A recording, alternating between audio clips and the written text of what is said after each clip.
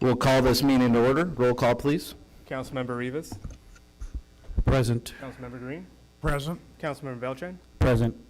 Vice Mayor McCurvey. Present. Mayor Meister. Present. Okay, and with that, we'll go into our presentation of swearing in ceremony Richard Treat as city manager.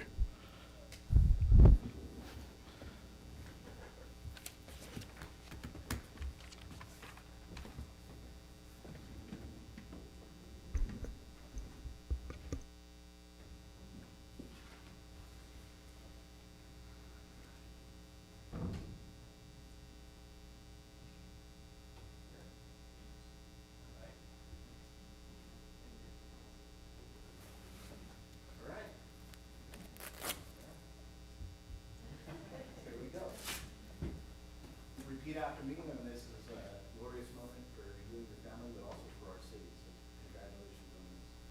I, Richard Tree, do solemnly swear I, Richard Tree, do solemnly swear that I will support and defend the Constitution of the United States of America that I will support and defend the Constitution of America and the Constitution of the State of California and the Constitution of the State of California against all enemies, foreign and domestic, against all enemies, foreign and domestic, that I will bear true faith and allegiance to the same, that I will bear true faith and allegiance of the same, and that I will faithfully discharge the duties of the Porterville City Manager and that I will faithfully discharge the duties of the Porterville City Manager, that I take this obligation freely, that I take this obligation freely, without any mental reservation without any mental reservation or purpose of evasion, or purpose of evasion, and that I will well and faithfully that I will well and faithfully discharge the duties upon which I'm about to enter.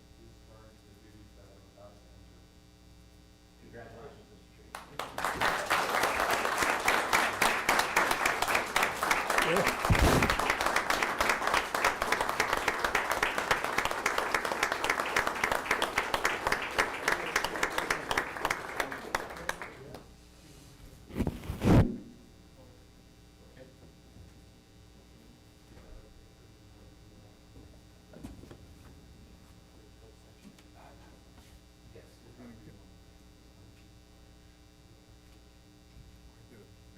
Get a picture anytime?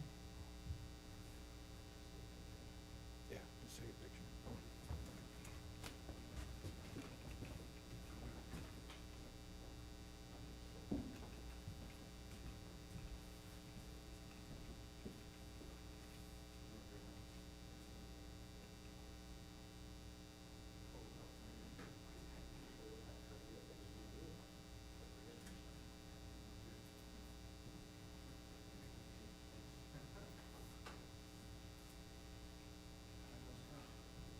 You get to sign here too. I don't know if the chief should be doing this. It's all you. Now, you gotta get up here and do it. I can't have this out. You deputize. Am I deputized now?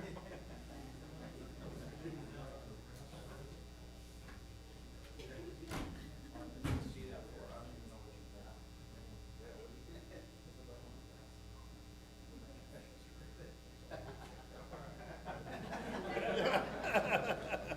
That was quick. Be careful with it, it gets heavy. Yeah, be careful what you ask for. Pictures right? now. Okay. 1, 2, 3.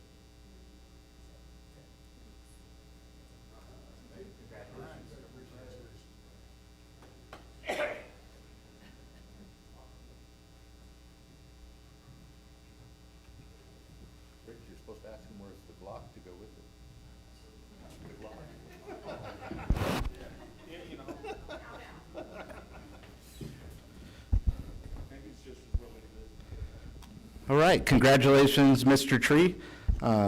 We'll move on to oral communication. This is the opportunity to address the city council on any matter scheduled for closed session.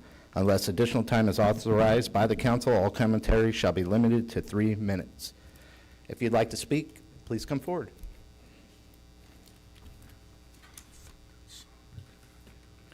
All right, I'm not seeing anybody. City manager.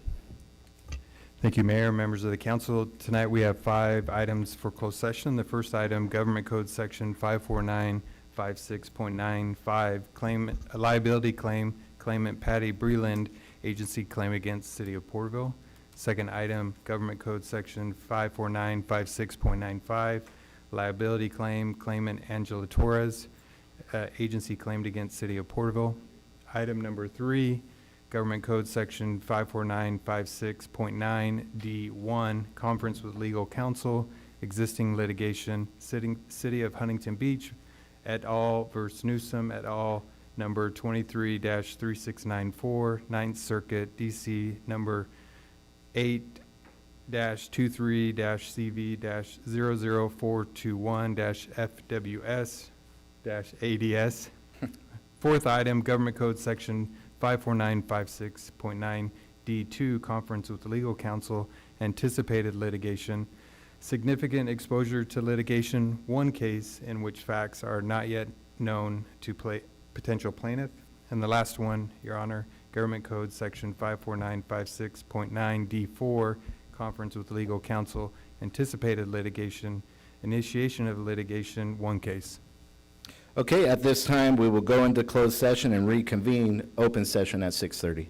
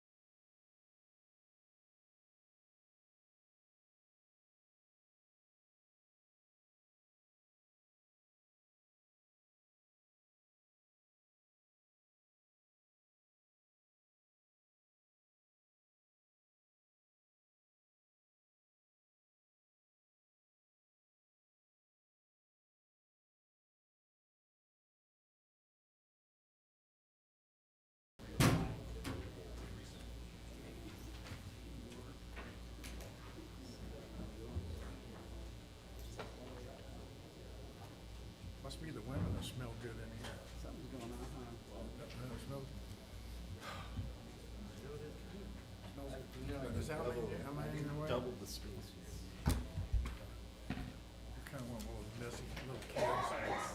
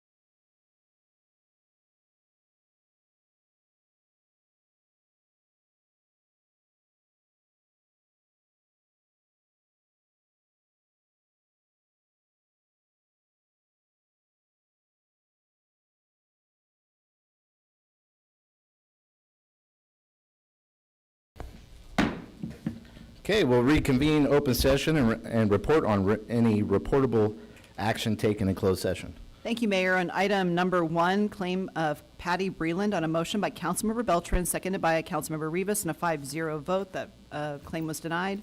And on item number 2, claim of Angela Torres, on a motion by Mayor Meister, seconded by Councilmember Green, and a 5-0 vote, that claim was also denied. Thank you. Thank you. I'll ask you all to stand for a pledge of allegiance led by Councilmember Beltran, and then please remain standing for invocation. But before we do that, I'd like to take a moment of silence. If you look at our officers in the room, they have a black ribbon over their badges because there was a loss of life in the line of duty. A police officer out of Chowchilla, Officer Ray Barnett-Tez.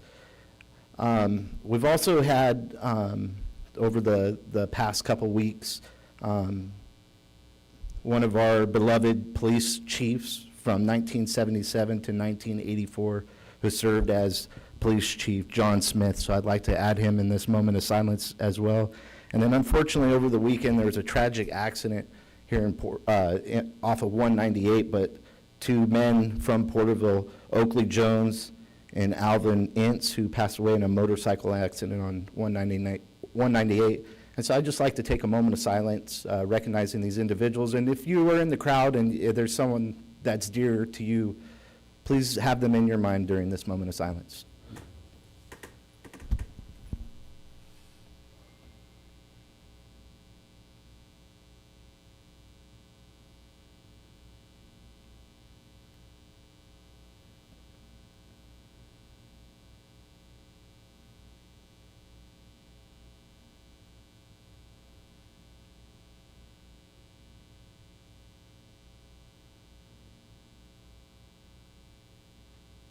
Councilman Beltran? Salute, pledge.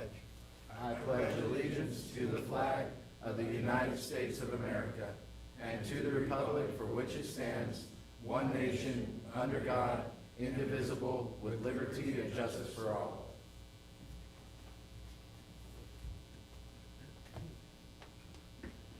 Is there anyone wanting to give invocation? Yes. Now's the time.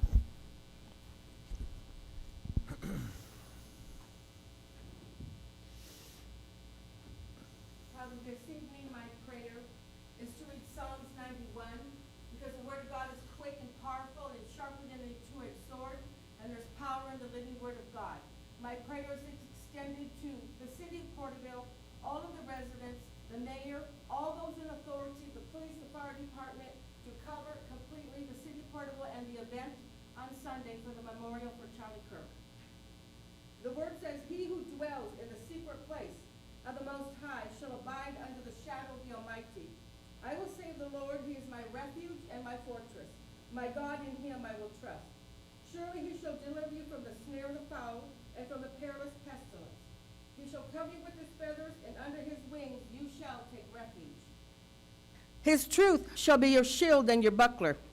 You shall not be afraid of the terror by night, nor the arrow that flies by day, nor the pestilence that walks in darkness, nor the destruction that lays waste at noonday. 1,000 may fall at your side, and 10,000 at your right hand, but it shall not come near you. Only with your eyes shall you look and see the reward of the wicked. Because you have made the Lord, who is our refuge, even the Most High, your dwelling place, no evil shall befall you, nor shall any plague come near your dwelling. For he shall give his angels charge over you, to keep you in all of your ways. In their hands they shall bear you up, lest you dash your foot against a stone. You shall tread upon the lion and the cobra. The young lion and the serpent you shall trample underfoot. Because he has set his love upon me, therefore I will deliver them. I will set them on high because they have known my name.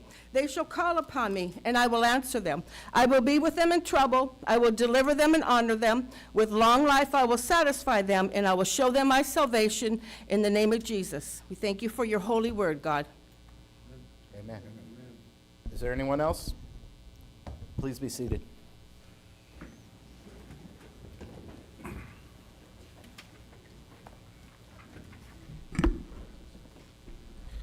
Okay, we have a couple presentations. Employee of the Month, Maggie Salazar.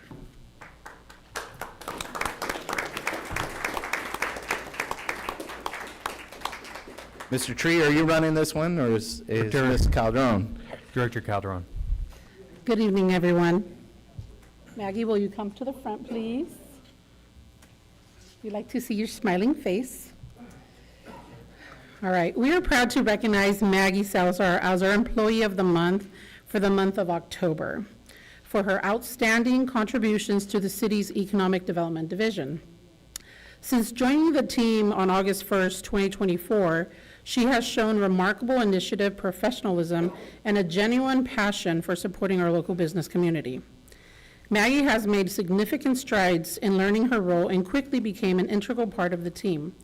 She has attended the California Association for Local Economic Development Keys course and conference representing the city and building valuable connections with state and regional partners. She continues to contribute to the city's attraction efforts by building her network of key partners, site selectors, brokers, and developers through cold calls, referrals, research of expanding businesses, and attendance at conferences such as the International Council of Shopping Centers. Her involvement goes beyond the office. She's actively attending ribbon cuttings, community events like First Friday Coffee, Coffee with the CEO, and serves as a chamber ambassador, increasing her visibility and accessibility to local businesses. Some of her standout achievements include her successful support in planning the annual State of the City event last year, executing the Fall Shop Local campaign, both essential undertakings that require very strong coordination and attention to detail. Colleagues consistently highlight Maggie's warm and welcoming demeanor, collaborative spirit, and eagerness to learn. These qualities are essential in her role and have made a lasting impact in her short time with the city. When asked about her experience, Maggie shared, "I truly enjoy working in the city's Economic Development Division. What I love the most is the opportunity to meet and collaborate with so many amazing people. I feel fortunate to be part of such a wonderful community." Outside of work, Maggie enjoys traveling with her husband of 23 years, Isaac, and supporting their son Caleb, who plays basketball and golf for Noble University in Buena Park. We are fortunate to have Maggie as part of our team, and we look forward to seeing her continued growth and success. Please join me in congratulating her.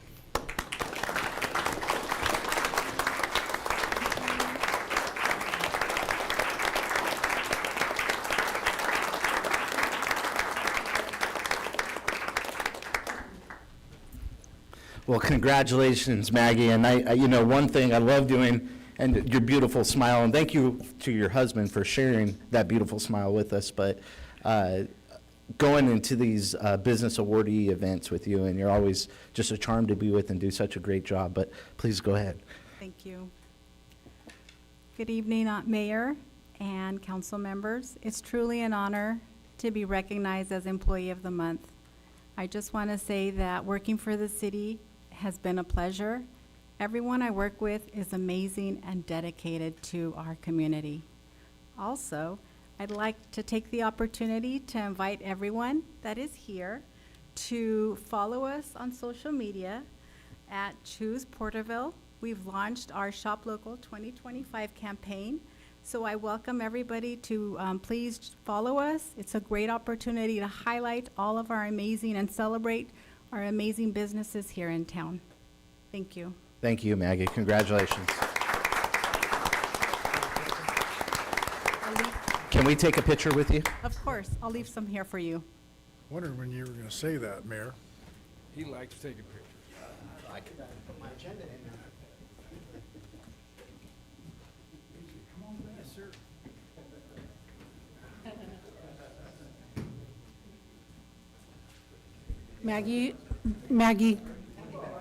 Maggie, do you have your family members here?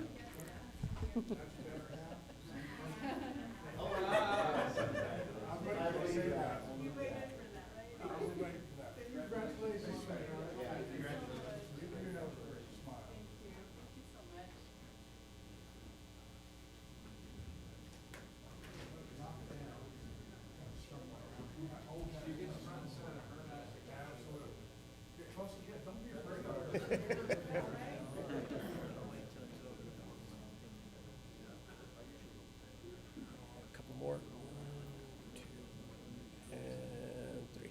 Perfect. Thank you.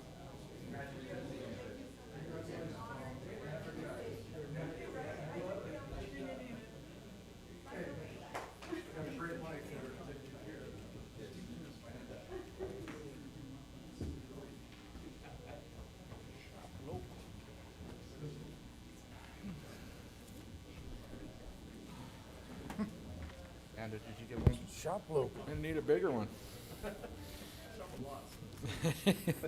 Now you can carry all your beauty supplies in it, Fernando. Okay, we'll move on to the next presentation from CSET. City Manager. Yeah, we'd invite CSET to come up. And I made it just short of shaking your guys' hands already. Good evening, Mayor and City Council members. We are not just CSET. My name is Raquel Gomez. I'm one of the division directors there at CSET. I have the pleasure of leading the Community Initiatives Department for CSET. And with me tonight, I have... My name is Angel Avita. I'm the director with Senior Services at CSET. Angel? And we're here to share with you an opportunity to be part of our family here in Porterville, which is the Senior Center Make a Difference Day project that is planned for this year. Oh, thank you. How do we move it? Okay. So you may or may not have heard that traditionally Make a Difference Day is held on the 4th Saturday in October every year. This is an annual event. And it is one of the largest days of community service in the U.S. It's a national project. The goal is to encourage people to volunteer, help others, and create positive change through acts of service in their community. We have a very long history with Make a Difference Day here in Tulare County. Angel and I have been with the agency for 25 years, and that's how long we've been doing this. But it actually started in 1992 with USA Today and the Points of Light. It grew into a nationally recognized day of service very quickly because it is a way to engage our youth. Millions of participants each year from all walks of life join together for an act of service in their community. These are actually, I don't know if you can go back. These are some of the youth that we've worked with over the past, I believe this is in Linnell Camp. And these kids all now have bachelor's degrees at a minimum. I was going to say, that looks old. Yeah, it is. That was my kids. I was going to tease Angel and say that he was one of the kids in there, but. Why Make a Difference Day matters. We believe it strengthens communities, it brings people together, It promotes empathy, kindness, and civic responsibility. It gives people an opportunity to give back, but also to get to know their friends and neighbors. And then every act, big or small, creates ripple effects throughout the community. Examples of past activities, and you'll see in some of the pictures that we've had multiple activities here in Porterville, but community cleanups are a town favorite, food and clothing drives, senior activities, arts and crafts, games, music, and dancing. These are two of CSET's board members. This is a very loved project. Tutoring and mentoring youth, and then also fundraisers for local nonprofits. How everyone can participate. People can attend a local Make a Difference Day project in their community, join one of our events to raise awareness, encourage family and friends and coworkers to volunteer, and I can't stress family members. You know, if you have kids on the couch on a Saturday, bring them out. And then help us share your story to inspire others. If you've attended an event and you had a great time, please help us engage people the following year. Our volunteer impact is also, you know, sharing local or national stats on volunteer impact, what that means to us, getting to know your neighbors and why services matter. And then one of our favorite quotes is, the best way to find yourself is to lose yourself in the service of others. And Porterville does a really good job of that. Before we go into this year's Senior Center project, I'd like to share with you that U.S. Representative David Valadale's office has made several visits to our Senior Center, and we have been very transparent with him about the challenges that seniors face now. And we hope that either somebody from his staff or himself will make an appearance at our open house, but that is our goal for this year, is to open the doors of our Senior Center on a Saturday. The seniors will have different activities set up, and we're encouraging leaders like yourselves to come out and lead an activity, whether it's Jenga or if you know how to play the piano. I believe we have a piano available. There's billiards. There will be a lot of things, music, planting. You know, we have these planter boxes that we'd love for the seniors to get going, but it's just a good time to come out and have a conversation with the seniors and learn more about them. So the activity takes place 9:30 to 12:30. It is going to be at the Santa Fe building, and there will be a lot of activities and some continental, you know, spirits. And that's October 24th? October 24th. Okay. 24th. Oh, you'll be 25th. Oh, then 25th. Oh, my goodness. 25th. Saturday, the 25th, yeah. Ah. And then one last thing, we really try to offer intergenerational activities for our youth. So if you're, you know, if you can't come, but you know of a young teenager that you need to get engaged, please send them our way. We're really good at involving them. But so the 25th this year, you can sign up or get involved at cset.org. And thank you so much for having us. And thank you for the great work you do in our community. It's greatly We love appreciated. it. Yes. We love it. Thank you.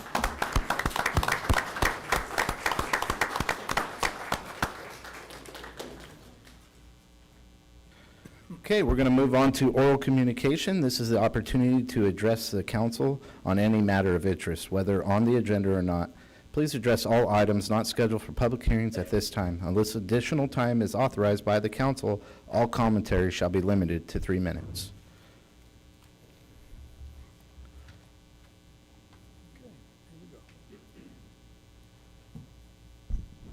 Good evening. Teresa Gonzalez, my address is on file. Evelinda Medina, address is on file. And we've been absent for a little bit, but we're back, and we're still here to pursue what we feel the needs to be met on the intersection of Putnam and Third for the seniors. I have turned in information as best I could to supply the needs of the seniors, and we're still here. We're going to fight the battle, and we're going to try to come every month, and we're going to be sitting right here, and we don't want to be forgotten. We're just here to remind you that we're going to continue in our efforts. Thank you. Yes. And I also have something to say. I just want to update a little bit. I do transportation for Springville Ranch Adult Day Health Center, so I do still see the speeding going on. Some of the commuters do not actually stop where they're supposed to stop to let the seniors cross. So I'm still keeping an eye while I'm doing my transportation as well. So I just wanted to let you all know that we are still having a problem on Putnam and Third. Thank you. Thank you, ladies.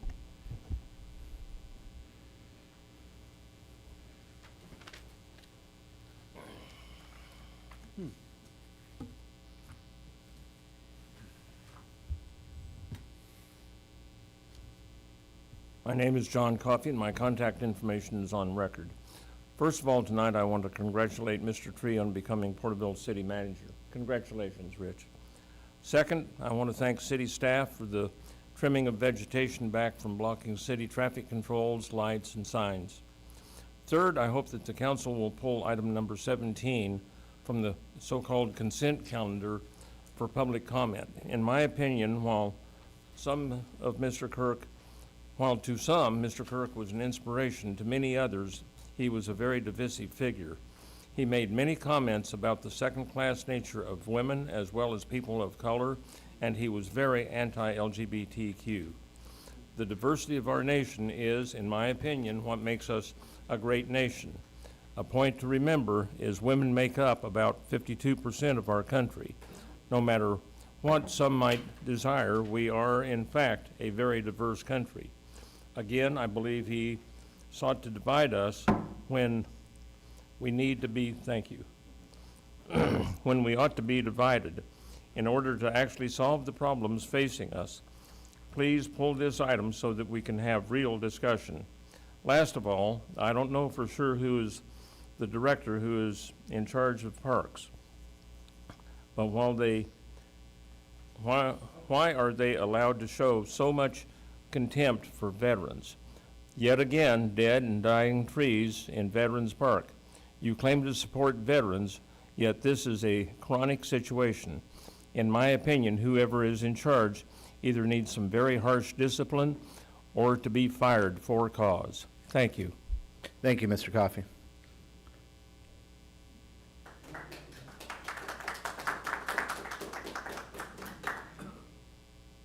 Good evening, Jean Rafias, address information on file.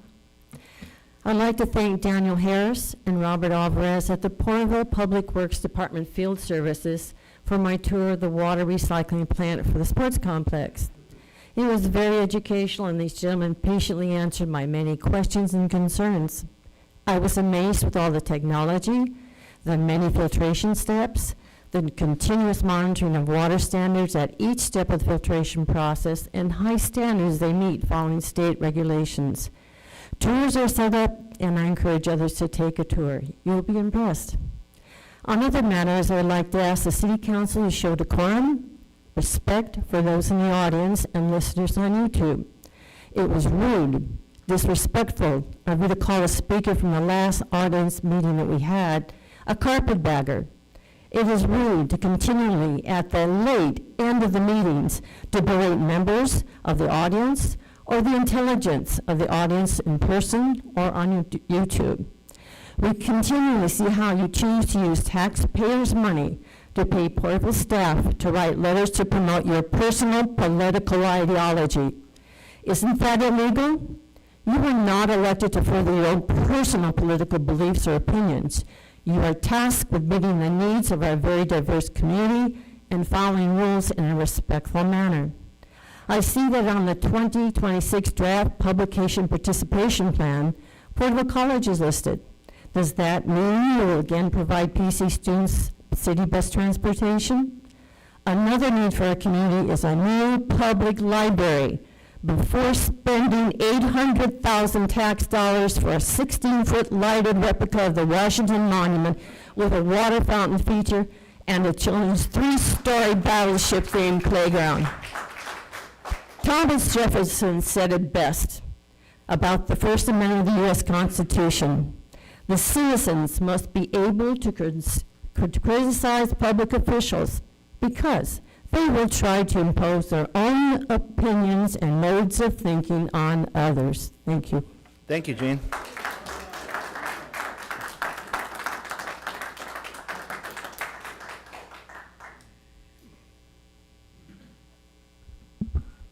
Mr. Mayor, Council, Russell Betancourt from Springville.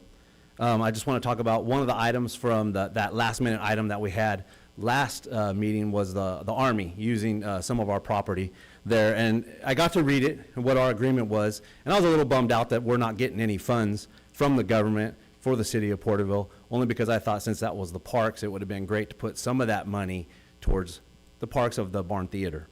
However, it does say in there that it was during the joint survey and inspection, they were going to observe general condition, the required preparations, the scope of training, and the potential repairs the government may make due to training. Government will prepare a written memorandum of scope of training. The repairs will be performed at the conclusion of the event and results of the joint survey and the inspection. So I just had a few questions because that kind of seemed a little confusing to me since it is, till 2030, I believe, that this contract is for. So when will that memo be available that they said that they would provide to us? Also, the repairs performed at the conclusion of the event. Does that mean that any repairs that they need to do, is that each event that they use our facility? Or does that mean in 2030, they're going to make any repairs if they damage our property? Or is the city going to foot the bill in the meantime and then we get reimbursed? Just questions that I have about that. The second thing I want to talk about was the Veterans Park monument. And these should be easy questions, hopefully that I could get an answer from you guys, since it's directed from you guys that we build this. The funding, it says, was set in the budget. How much was set aside in the budget? And how do we know exactly how much money to set aside? Hopefully I can get that answer. Also, it says that the plaque content will be supplied to the contractor. Well, we saw that there's 4 plaques that are in there. What are the plaques going to say on there? Was or is it up for review to the public what's going to be on those plaques? Will it have, or did it already have, public input?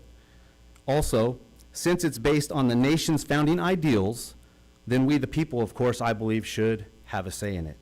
And then lastly, because we're doing such a beautification of Main Street, because we know what's upcoming, right? We have a lot of celebrations. I think if this isn't already in the budget, the painting of City Hall and the beautification of City Hall, being the beacon of the Porterville, needs to be done before our celebrations that we have this next year, in my opinion. Thank you for your time. Thank you, Russell.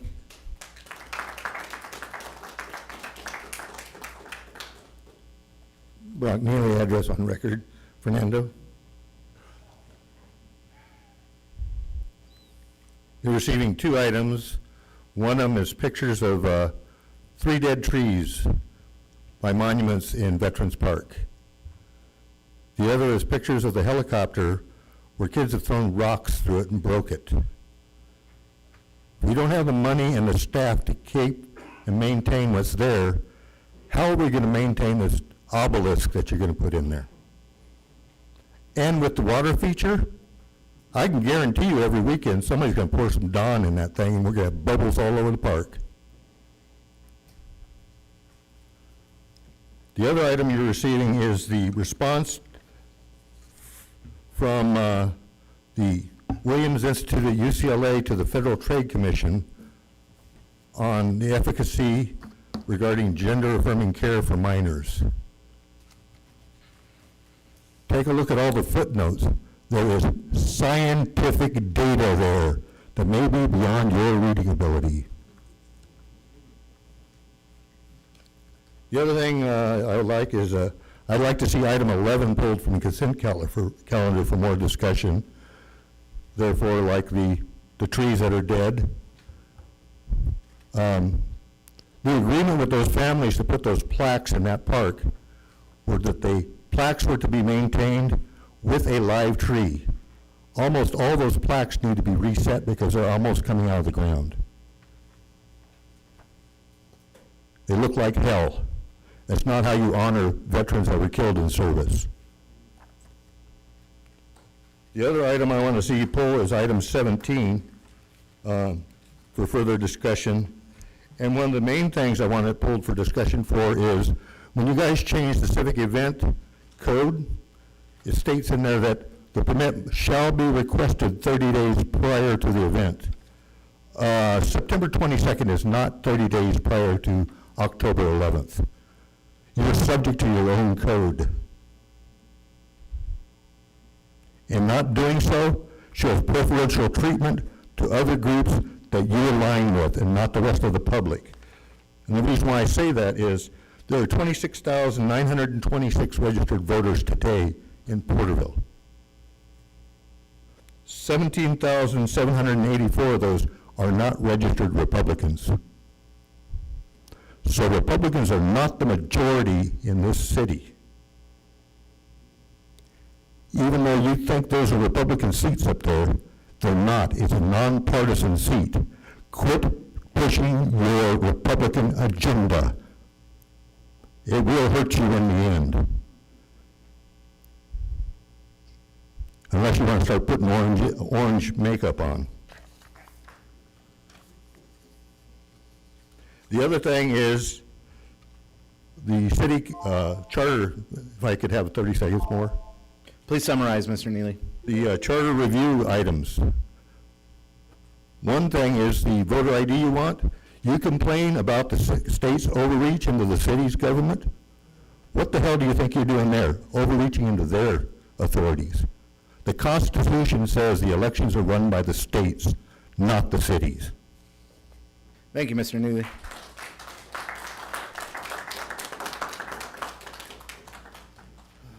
Darren Garrett, address on record. On item 17, I think it's very important that this happens because right on it, it says faith, family, and freedom together. I mean, you guys are calling the whole community together. You're not saying LGBTQ can't come. You're not saying that if you're black, you can't come. If you're white, you can't come. If you're Hispanic, you can't come. Whoever's putting this on, they're calling the whole community to come together for a man that was brutally assassinated for nothing. For a time for the people, these young teenagers, a time for them to heal and a time for them to come together. It's been years, I've lived here all of my life, that I haven't seen these type of events go on in years. I mean, in years. So I'm really excited. I hope it gets approved. I've been praying that it gets approved, and I hope that everybody shows up, regardless of your race, gender, religion. It doesn't matter. Come out, let's join together as a community and not be so divided all the time. Divided over what? Because this person believes that that's a rock and the other one believes it's a tree. I mean, who really cares? It's time for the people of Porterville to come together as one and have unity, just like the Bible talks about. It's very important. So I would say approve item number 17. Thank you, Mr. Garrett.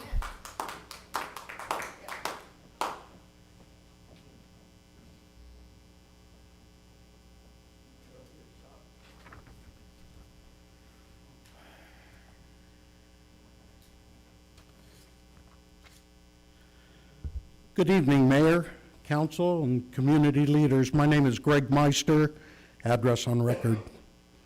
For the past 12 years, it has been my privilege to serve as the Christmas Parade Chair for the Rotary Club of Porterville, working closely with the city, the Chamber of Commerce, and of course, one of Porterville's greats, Denise Marchant.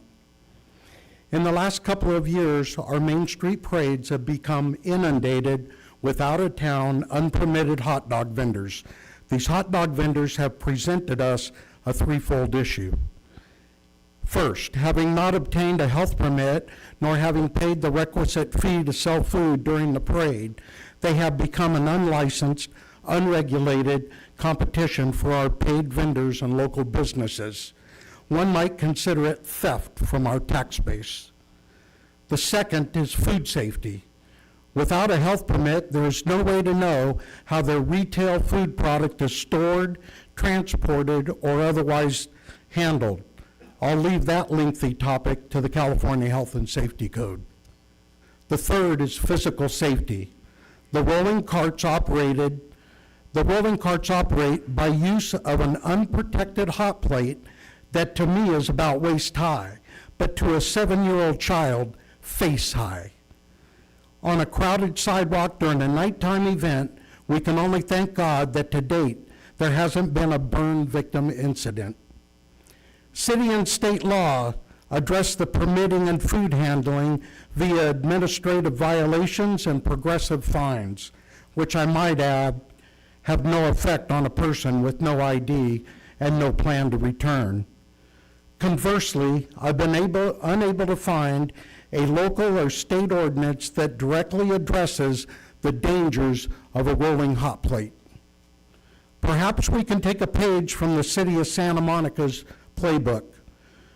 2 code enforcement personnel with a PPD officer backup and a couple of large garbage bags. Simply remove the suspect food and any perishable items from the cart. Minimal disruption, fast and effective. After 1 or 2 parades, Porterville will be deemed a waste of time and treasure to the hot dog gypsies. Thank you. Thank you, Mr. Meister.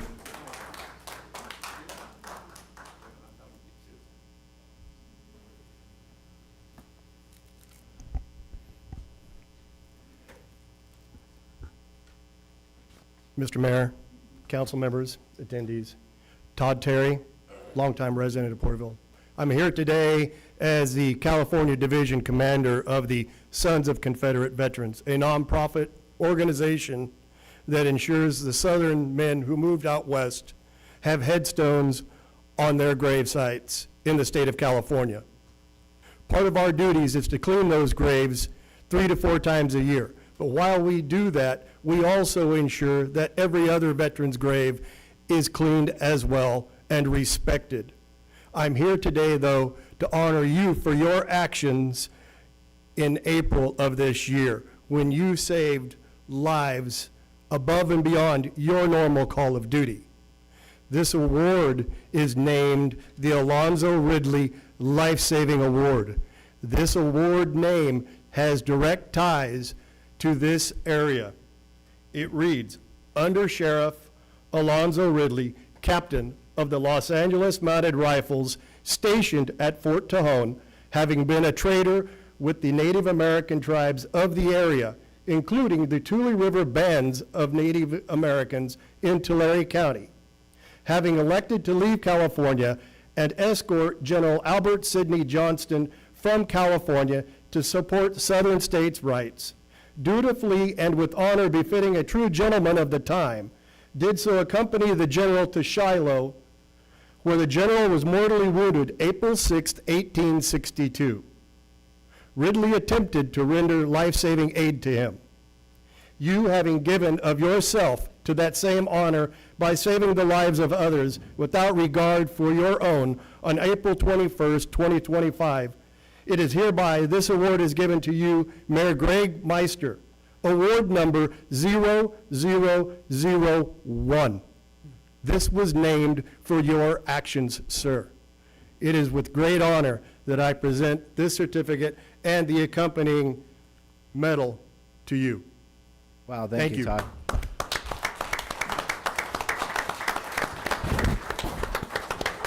Well, I appreciate that.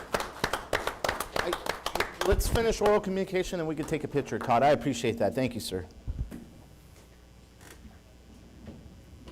Is there anyone else that would like to come forward at this time? Greg Sheldon, 88 North Williford Drive. 2 items. Number, I believe it's 35, which is the charter. I know it's a scheduled matter. I hope that maybe we could have a little discussion if you guys want to hear me blather on. But I'm really more passionate about item number 7. It has to do with the contract for the tertiary system.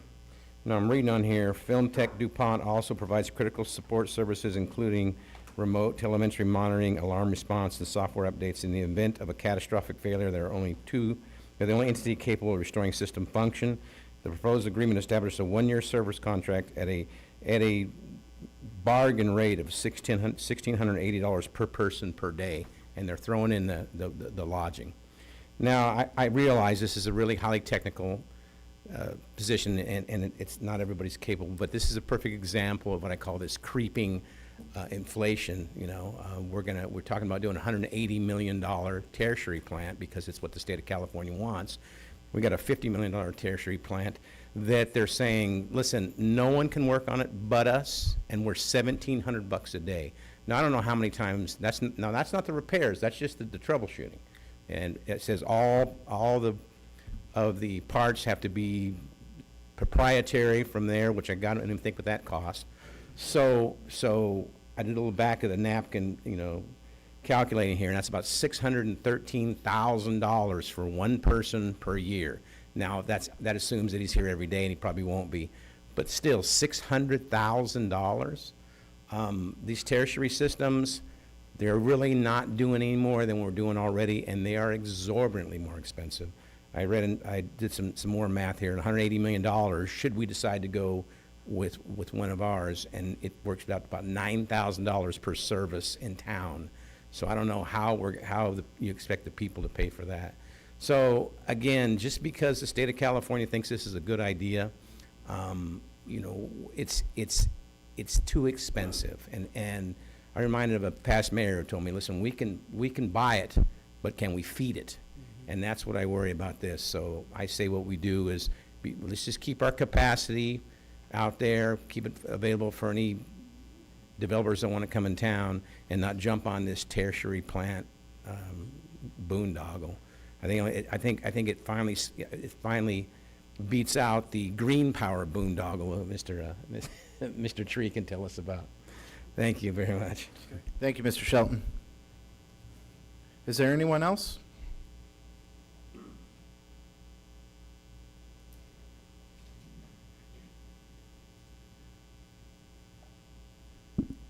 Good evening. Josh Flowers. I just wanted to address the council. We've heard some different thoughts on the event that was proposed. That event, I think we're all missing the point a little bit because it's designed for everybody to stand against violence. That's the number one thing that we have to do. As the temperatures heat up across the country, I think it's our civic duty, all of us, to stand and try to cool things down and get people talking again. When you look at Charlie Kirk, yes, many of you may not like his opinions. I'll be honest, I don't like some of the other opinions. But the point is that he gave everybody the same microphone that he had so they can debate it out. The concept here is that he knew that when we stop talking, that's when violence will occur. And that's the irony of all of this, is that he died doing the thing he was trying to prevent. So it's super critical and important that as a community we come together and we take the higher ground here and we say we're going to stand against violence. And yes, faith will be involved in it because I don't see any other pathway other than some moral clarity behind us to know what right is and what wrong is, but that's okay. And maybe you don't have to buy in at this time, but you can stand against violence, because if you don't stand against violence, it means you're standing for school shootings, and that is not right. Thank you. Thank you, Mr. Flowers. Okay, I'm not seeing anyone else. Todd, would you give me the honor of taking a picture with me, sir?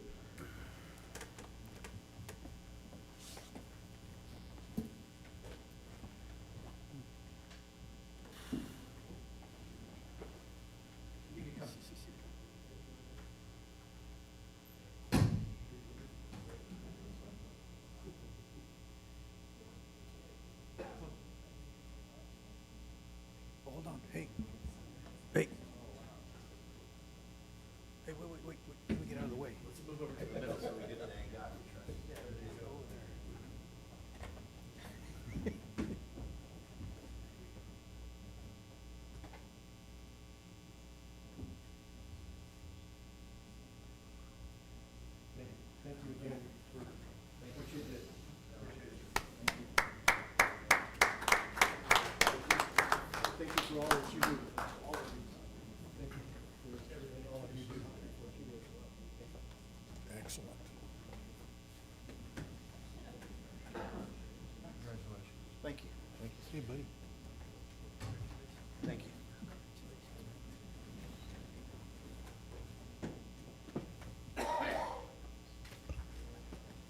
is the William Institute at University of California? Well, I appreciate that one-of-one recognition. You know, I think I did what any of us would have done. You know, I hold the same steely reserve of the American spirit as everyone in this room. And when we say our fellow brother, our fellow man in pain, we take action. We go to work, right? And so I just did what naturally came. And glad that those two individuals are healthy and doing well. So thank you for the recognition tonight.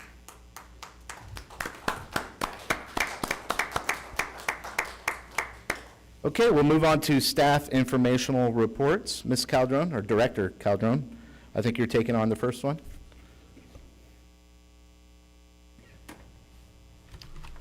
So did you want the report, or you guys have any questions, or how would you like this? Oh, I was under the assumption we were doing a report. You're not going to give a presentation on this? No, just I have the staff report, but I Okay, don't have. I'll bring it back to the council. Council, you had an opportunity to look at the report. Is there any questions that you have for Ms. Calderon? I have a quick question, if I may. In the report, I noticed that there was a lot of information that was leading to some meetings that were had, about 40 meetings, and it looked like there was some traction to try to get some economic development. That's coming from the Buxton recruitment software? Yeah, so it's a combination of Buxton and just cold calls, but for every call that we prepare, we like to kind of research them a little bit before we contact them, get some Buxton data on, and have basic analytics of what they may ask us for.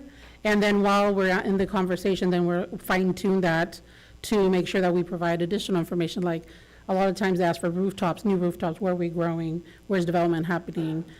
So just anything else that they need, but we'd like to research them first to make sure we kind of know their metrics, and we could always already have that spiel of, oh, you looking for this household size? We have this many. So just to tailor the conversation better for them.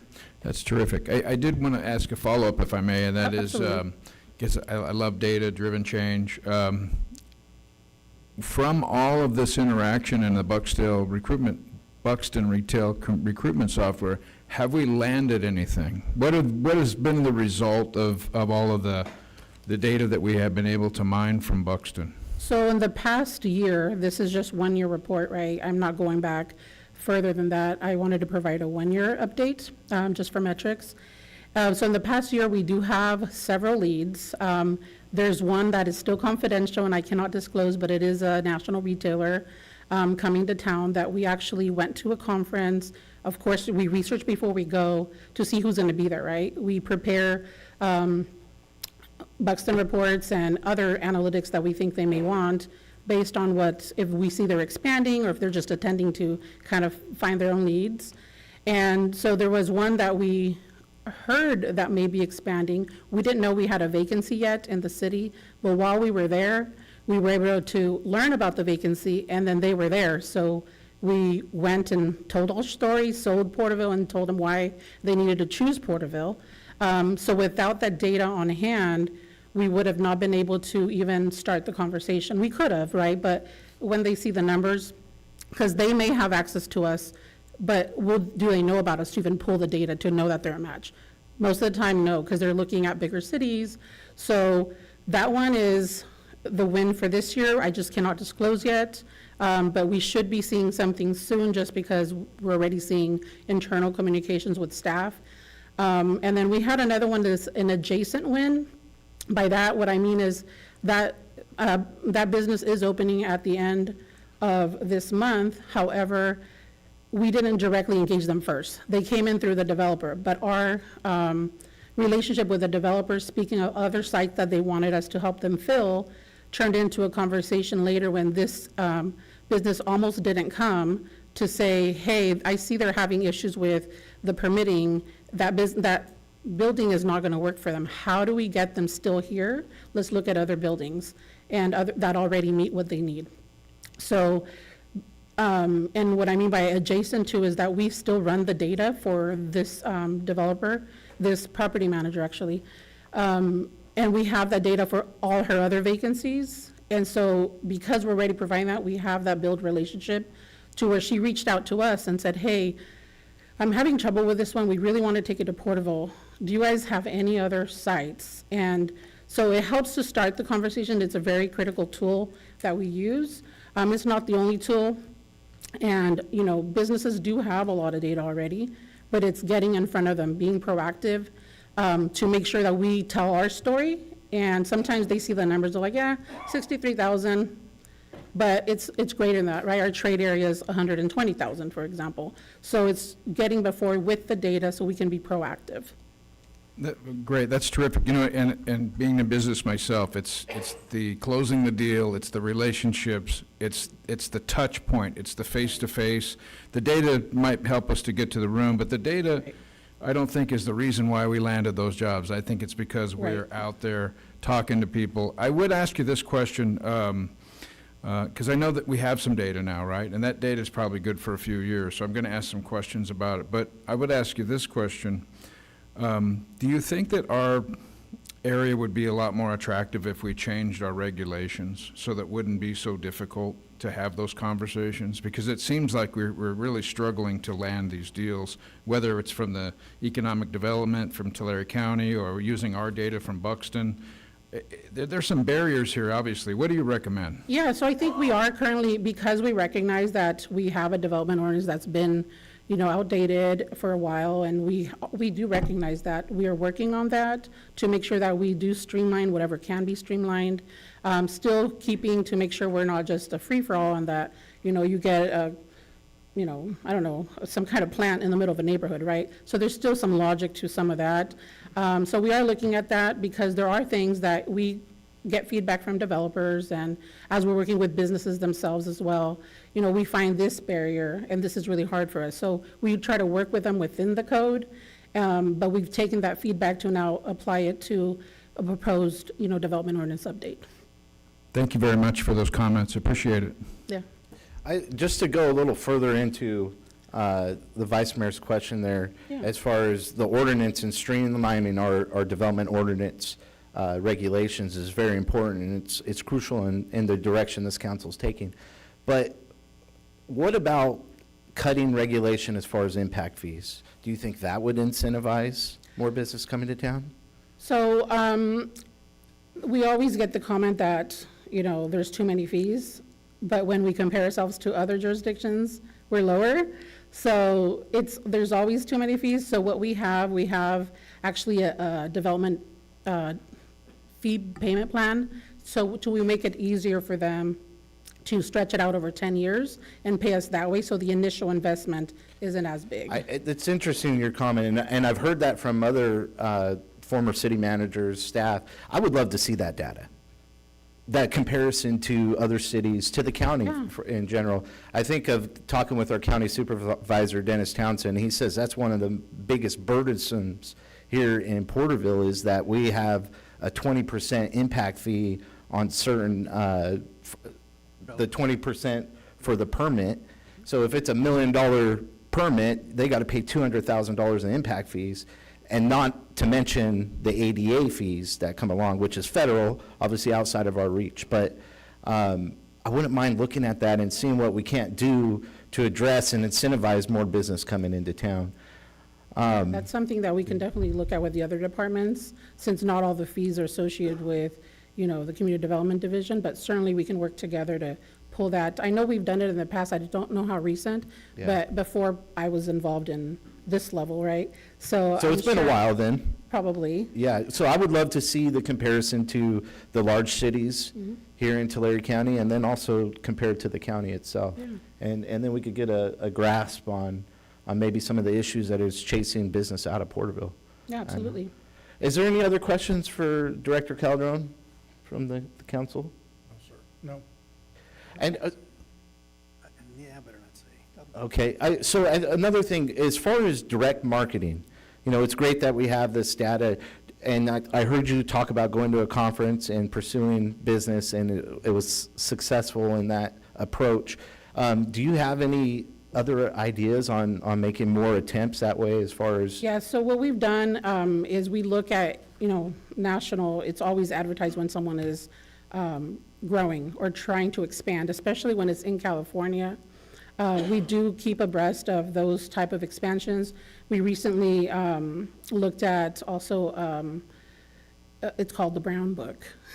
So what this has is it has a list of anyone expanding, and there's data there that we know exactly what they're looking for. So we're then able to look at the matches, if we have anything. We currently have a large retailer that wants to come to Porterville. We don't have the building for them, right? So if we don't have the building, then how do we do it? So then we keep looking to see what do we match with, that we have what they have. So it's the low-hanging fruit first, but we also like hear from community on, you know, Facebook, Choose Porterville, anything like that, that we hear, oh, I want to see an In-N-Out, I want to see a Costco, right? So we reach out to them and say, hey, we show interest again, where are we at? You know, we're a match here, why are you not coming? What are the barriers? Why are you not wanting to come still here?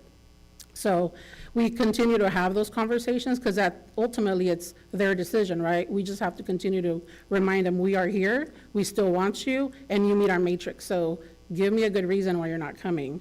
So it's having those conversations ongoing. We do a lot of cold calls as well, especially if we hear something is growing in a similar city. We reach out and we figure out, you know, what are their metrics that they are looking for to see if we have something.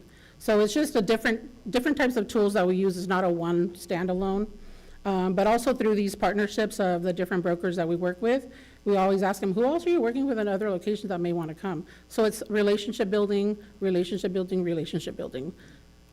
I have a request now, and Yeah, being absolutely. very transparent with the people. I would love to be a part of that. So I've talked with the CEO of Sprouts before they came, and I've talked with some CEOs from Walmart, trying to get Super Walmart back in Porterville. But I'd love to be in the conversation with Costco or In-N-Out or whoever it is you're pursuing. I'd like to be a part of that. Yeah, absolutely, and we do, also, if you have any that you guys are working through and you want some of that data, it also supports any conversations you guys are having. It's a great tool. I'd love to show you how to use it. In fact, I know the Community Development Department helped me with that conversation with the Walmart connection. Correct, So I appreciate that on your guys' end. Absolutely. Okay, is there any other questions from the council? Okay, we'll move on to the next informational item, the community civic event for the followers of Charlie Kirk. I am Charlie, in memory of Charlie Kirk, September 22nd, 2025.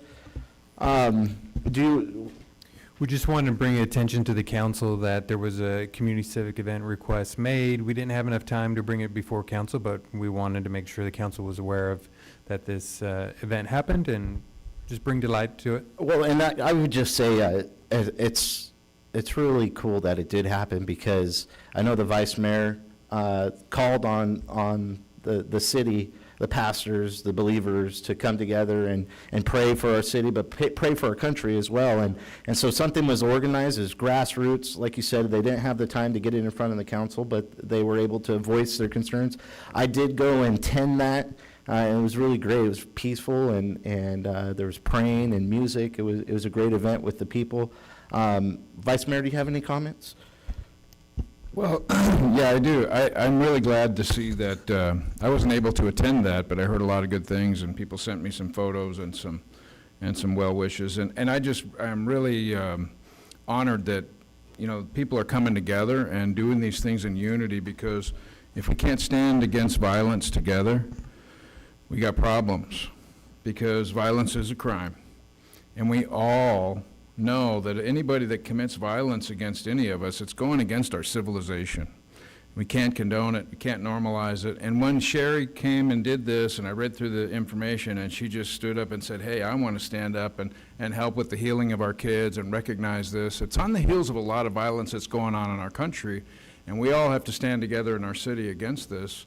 Because, you know, we had someone in our school that was attacked. We had someone in a subway in one of our states that was brutally murdered for no reason. And we have this happening in our communities all over, and it seems to be escalating. And so when I called for calm and I called for prayer, we have an organization and a lady that got together and said, I'm going to do something about it, and she did. And it was a wonderful thing to see that. And there's 4 items on the agenda, counting this one tonight, that are anti-violence. We have a Domestic Violence Awareness Month, we have the Domestic Violence Candlelight Vigil, and we have the Charlie Kirk thing. These are all anti-violence, and that we should all be able to come together on those things. And I'm really thankful that we're having this conversation because it's an important conversation. It's very difficult when you look at all of the news media and the social media, how harsh and how divisive people have become. Our culture has become very rotten with this idea that it's okay to be violent against some people if they don't agree with you. And that's not American. That's against everything that we believe in. And when we see a family that's destroyed, like Charlie Kirk, that's when you see Sherry, she comes in and says, in memory of Charlie Kirk, we're all Charlie Kirks in this fashion. So when you attack someone, you attack all of us. This is an attack on civilization. We should all have a time to heal and a time to look at this objectively and say, we just can't stand any more violence. We have to stand against violence in every form and fashion, because Please keep your comments. You And, can, you know, you can make your comments at oral communication, the man. divisiveness in this room again, I keep hearing anger, and I keep hearing calls for decorum. Go look up the word decorum in the dictionary so you can understand what it means. And we need to stand together and stop fighting with each other over stupid things. And that's what I wanted to say. Thank you, Vice Mayor. Does the council have any other comments? No, Mayor. Councilman Beltran? You know, there's been a couple of different civic, I gotta call them assemblies, I guess. I don't know if they're always protests necessarily. There was some about illegal immigration. Now there's this one. There's been a few different ones. And Mrs. Shields had reached out to me about a week ago when this was all happening. And I directed her to the proper channels. Go get a permit, you know, make sure it's all legal. That's my advice. Some people do it, some people don't. I appreciate that, I believe it's Mr. Flowers that filled out the application. It was addressed that maybe not meet the 30-day criteria. I think it's intention of what we're trying to do is to make sure it's orderly, people are safe. Whether somebody pulls a permit or not, I know some of the other events, PD, administrator, city council didn't want to intervene in any of that stuff. We want people to express themselves, obviously in a safe manner for themselves and for the public. I'll just make a brief comment. I know there was a comment made just a little while ago that was maybe not necessarily warranted, but another individual came up and spoke, and at the end of his comment was, if you're not for this, you're for school shootings. Knock it off. Both sides. There's no place for that. I'm either on one side or the other. I'm trying to go down the middle. Let's try and treat everybody fairly, and let's be respectful. Thank you, Councilman Beltran. Is there any other comments? Okay, we'll move on to consent calendar. All consent calendar items are considered routine and will be enacted in one motion. There'll be no separate discussion of these matters unless a request is made, in which event the item will be removed from the consent calendar. All items removed from the consent calendar for further discussion will be heard at the end of scheduled matters. How does council want to go forward? If I may pull items 5, 11, and 26. Okay. Is there any other agenda items that the council would like to pull tonight? I'd like to pull number 9, Mr. Mayor, if you could add it to the list. Number 9. Okay.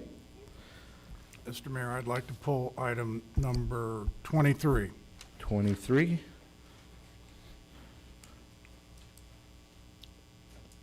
Okay. Go ahead. Okay, I'll make a motion to approve all consent items except for 5, 11, 26, 9, and 23. I'll second. Okay, we have a first and a second. We'll call for the vote. Passes 5-0. Okay, moving on to our public hearing. City Manager. Thank you, Your Honor. Members of the council, we have one public hearing tonight. The public hearing is to consider the transition to Phase 3 of the city's water conservation plan. I've asked Director Alvarez to provide staff report.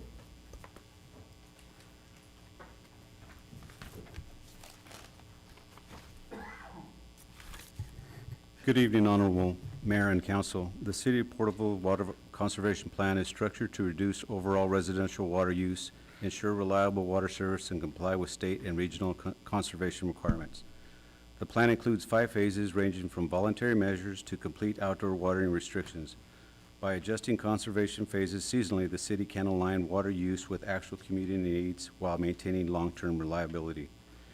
The staff report recommends that the City Council consider transitioning the City of Porterville's water conservation plan from Phase 2, 3 watering days per week, to Phase 3, 2 watering days per week, beginning December 1st, 2025 through May 31st, 2026. Phase 3 limits watering to 2 days a week, with odd-numbered addresses allowed to water on Tuesdays and Saturdays, and even-numbered addresses on Wednesdays and Sundays, while maintaining prohibited water hours of 5 a.m. to 10 a.m. and 5 p.m. to 10 p.m. Staff recommends returning to Phase 2 on June 1st, 2026, when warmer weather and increased outdoor irrigation justify more flexibility. The balanced seasonal approach supports conservation as a long-term practice while maintaining service reliability. Notice was provided in accordance with applicable requirements, and public comment will be invited prior to City Council action. This concludes the staff report. Thank you. Okay, bringing it back to the council, you know, I had a great meeting with our city manager and vice mayor yesterday, and we had some ideas on how to go forward with this. Public hearing. Just want to make sure you guys Oh, don't man, forget I don't want to do that. I just want to get this done. All right, we'll open the public hearing at 7:34. If you'd like to come forward, please come forward and give your comments. Okay, I'm not seeing anyone. We'll close the public hearing at 7:34. Bring it back to the council. Like I was saying, had a great meeting with our city manager, vice mayor yesterday, and assistant city manager, and talking about this transition.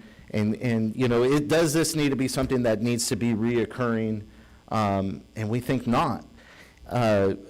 Ultimately, we've had some wet seasons, and so we could get away with watering 3 days a week during some times of the year, and then we're going to bring it back down to 2 days a week during the winter. And unless a drought is upon us, where we have a dry season, that's when we should probably adjust. We always want to conserve water. We're in an agricultural community. That's why we're not doing water whenever you would like, but sticking to three days a week during the summer and 2 days a week during the winter is a good thing for our constituents. With that, we were also talking about changing the dates for Phase 2 to begin in November, and then for Phase 3 to begin in May. So those would be some amendments I'd like to see. I'll pass it off to my colleagues. Vice Mayor, do you have any comments? No, I would echo the same. I think if we move those months forward, so instead of December, November, instead of June, May, it probably would be fit better seasonally. And also, you know, I'll make that comment about water is life. And there was a lot of trees. There were some comments tonight about some trees that didn't survive. And, you know, that happens. But, you know, we got to make sure in the summer when we have a need to water trees that we're not losing the years involved in growing a really nice tree. We had a tree that fell in Veterans Park. We had the issues with the trees downtown where about 40% of those trees had died of disease, and some of that is due to watering. So I'm all for this change, and I think that we're on a good track because we noticed in the last meeting that it was good for our infrastructure also to water 3 times a week. And it doesn't look like, and we haven't seen the numbers yet, but it doesn't look like we used that much more water than we would have. Broke even. Everyone did a good job of conserving despite the changes that we made. So I love this. I just want to make that comment. I love this adjustment, and we may not need to talk about it as much if we're on this. Yeah, we put our trust in the people, and they delivered. Councilman Rivas, do you have any comments? No, I support the changes on the recommendations from December to November and from June to May. So with that, yeah, the city, the people, the residents Give it, let them allow to water, and they came through, and I don't see any changes on the water depletion or anything, so I think it's a good move, and I support this change. Thank you, Councilman Rivas. Councilman Green? Well, I have a little fly in the ointment for you guys. I'm recommending, based on all my years in agriculture and evapotranspiration rates and water use, Phase 4, starting in November 1 to April 1st, 1 day a week. Yeah. I'm proposing that. So you're proposing to stick with the old plan from 2 years ago? Well, it's actually was in place I for don't know, 12 years, 14 years? I don't know, Rich, can you answer that? I can't remember. I've slept since then. It's been the regulation for a long time. Yeah, I believe it started in 2013, yeah. Okay. Noted. Councilman Beltran, do you have any comments? I like your proposal, Mayor. I like is that there's flexibility.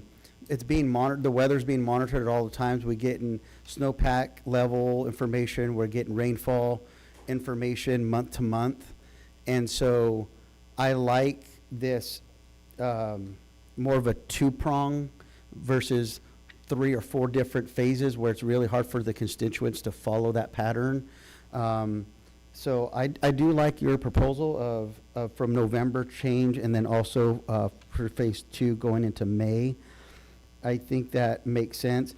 And just because you can doesn't mean you have to. I know when it hits the winter time, I might not even water at all for the whole December, January. So I like that there's flexibility. I wouldn't imagine there's people that are going to water more, but I like that there's that other option for people who have vegetation, greenhouses, whatever it might be. But I like the motion that you made, or the recommendation that you made.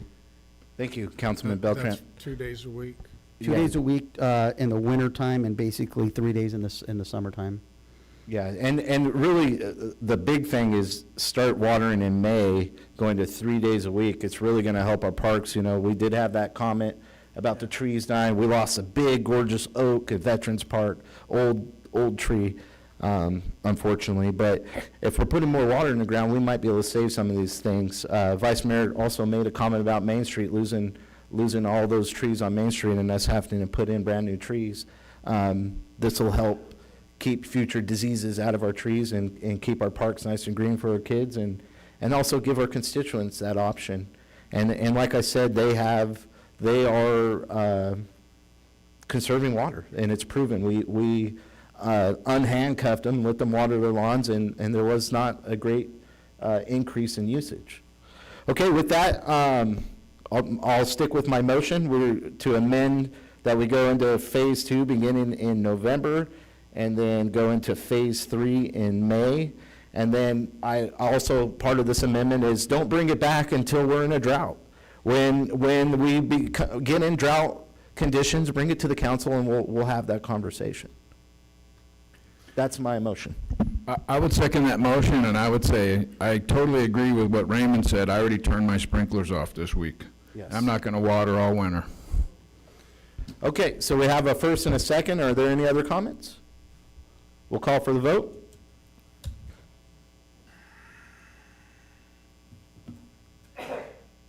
Passes 4-1. Okay, moving on to the second readings, City Attorney. Yes, Mayor, thank you. The next item is to have the second reading of ordinance number 1917. That related to residential density increase for the project that was discussed at the last meeting, and this would be the time and place for consideration and adoption of the second reading. Okay. Thank you. All right, how does council want to go forward? I'll make a motion to go with staff recommendations. I'll second on the that. second reading. Okay, we have a first and a second. Call for the vote. Passes 5-0. Read by title only. Yes, ma'am. An ordinance of the City Council of the City of Porterville amending the text of Section 200 of Chapter 21, Porterville Development Code of the Porterville Municipal Code in the matter of the City of Porterville Residential Density Increase Project. Okay, moving on to our second reading of the night, agenda item number 32. Thank you, Mayor. The next item is ordinance number 1918, which related to streamlines and updates to the sign regulations, for which you had several meetings and reviewed and gave first reading at the last meeting, and tonight would be the night to consider and adopt and give second reading. Okay, bringing it back to the council, is there any comments? I motion for staff recommendations. Okay, we have a first, I'll second. We'll call for the vote. Passes 4-1. Would you like me to read by title only? Yes, ma'am. Ordinance number 1918, an ordinance of the City Council of the City of Porterville amending Series 300 of the Porterville Development Ordinance regarding signs. Thank you.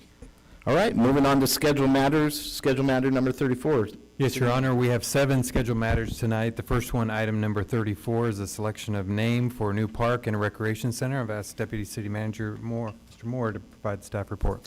Thank you, Mr. Tree, Honorable Mayor, members of the council.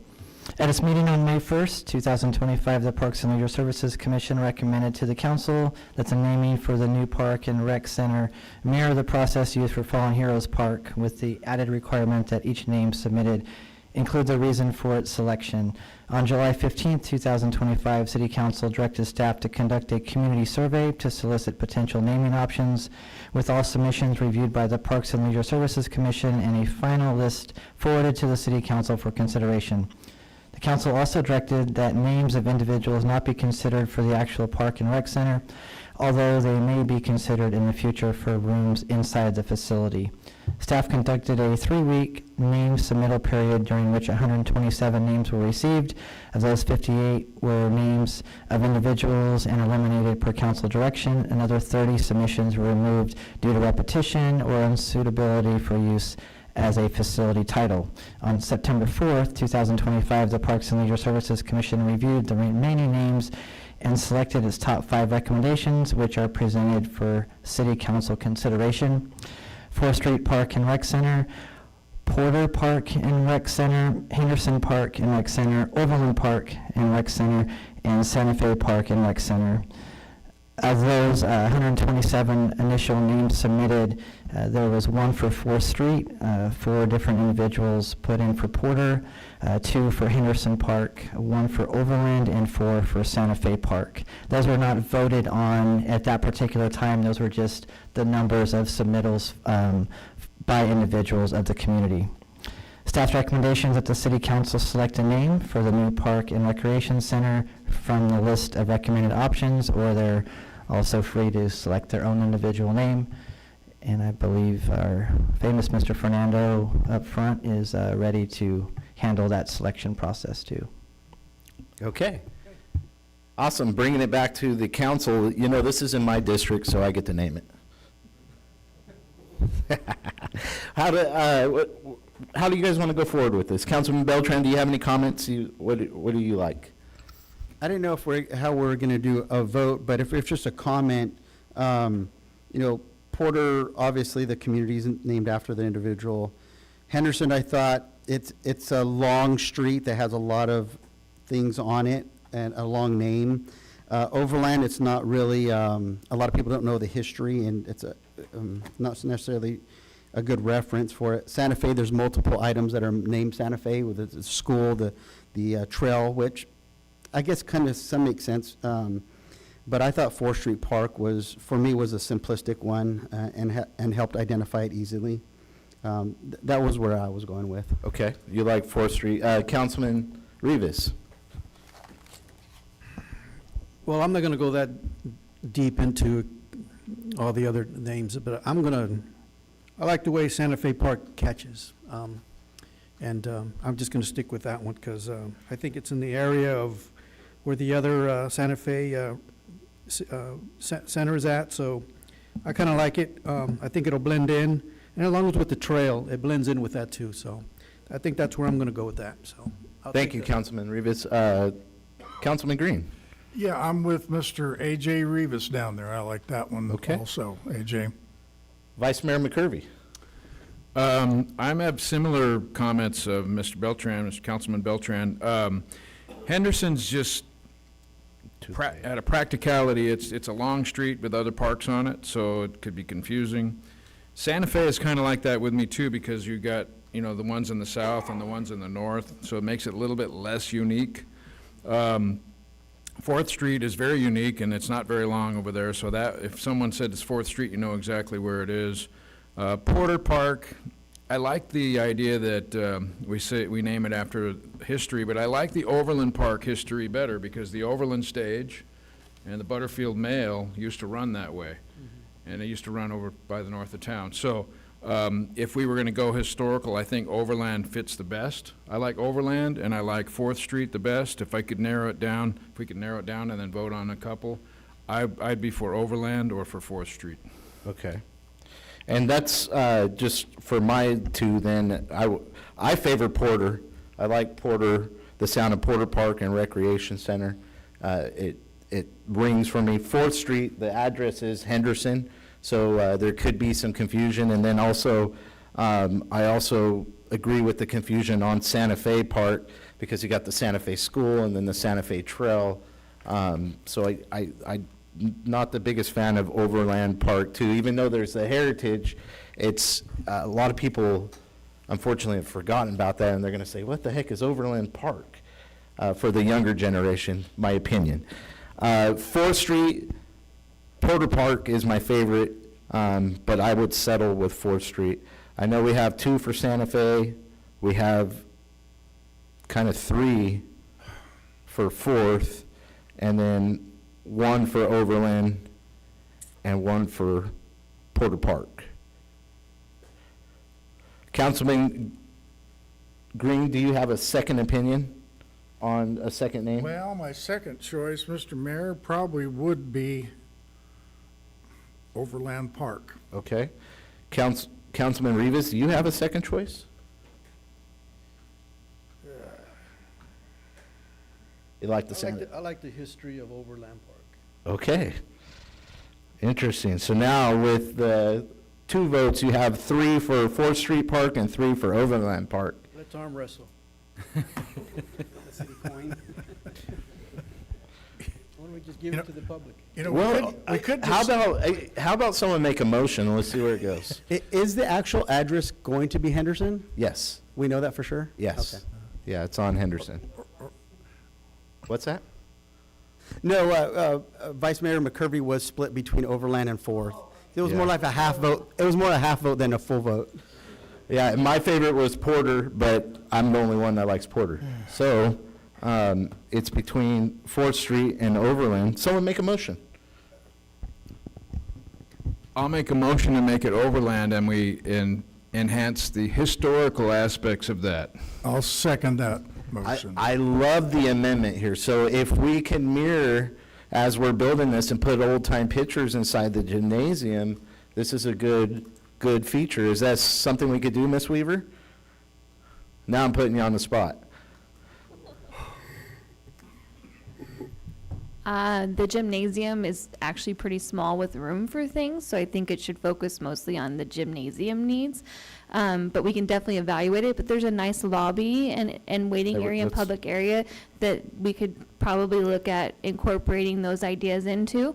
Yeah, putting some of that historical reference. Okay. There's So- also a public mural that will have to go later onto the back wall that's part of the design, that'd be another process, so maybe that's something we can incorporate there as well. Okay, so we have a first and a second with an amendment to giving this historical reference to this building. Okay, well, is there any other comments?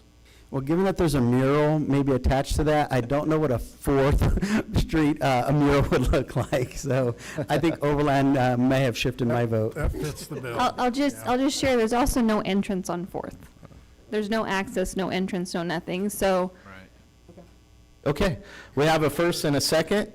We'll call for the vote. Do you guys need any clarification? You guys understand where we want to go? Okay, we have a first and a second. We'll call for the vote. Passes 5-0. Okay. All right, we'll move on to the schedule matter number 35, review of proposed charter amendments. City Manager. Thank you, Your Honor, members of the council. I do want to recognize Chair Shelton in the audience today and could provide some context because the Charter Review Committee, which he chairs, has prepared and submitted for council consideration a list of 41 proposed amendments to the Porterville City Charter. These proposals were originally submitted by individual city council members and compiled by the Charter Review Committee into ballot-ready language for review.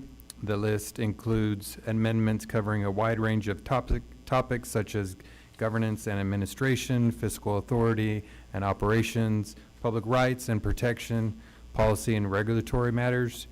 The Charter Review Committee also identified instances where overlapping proposals may be consolidated into a single ballot measure for efficiency and clarity.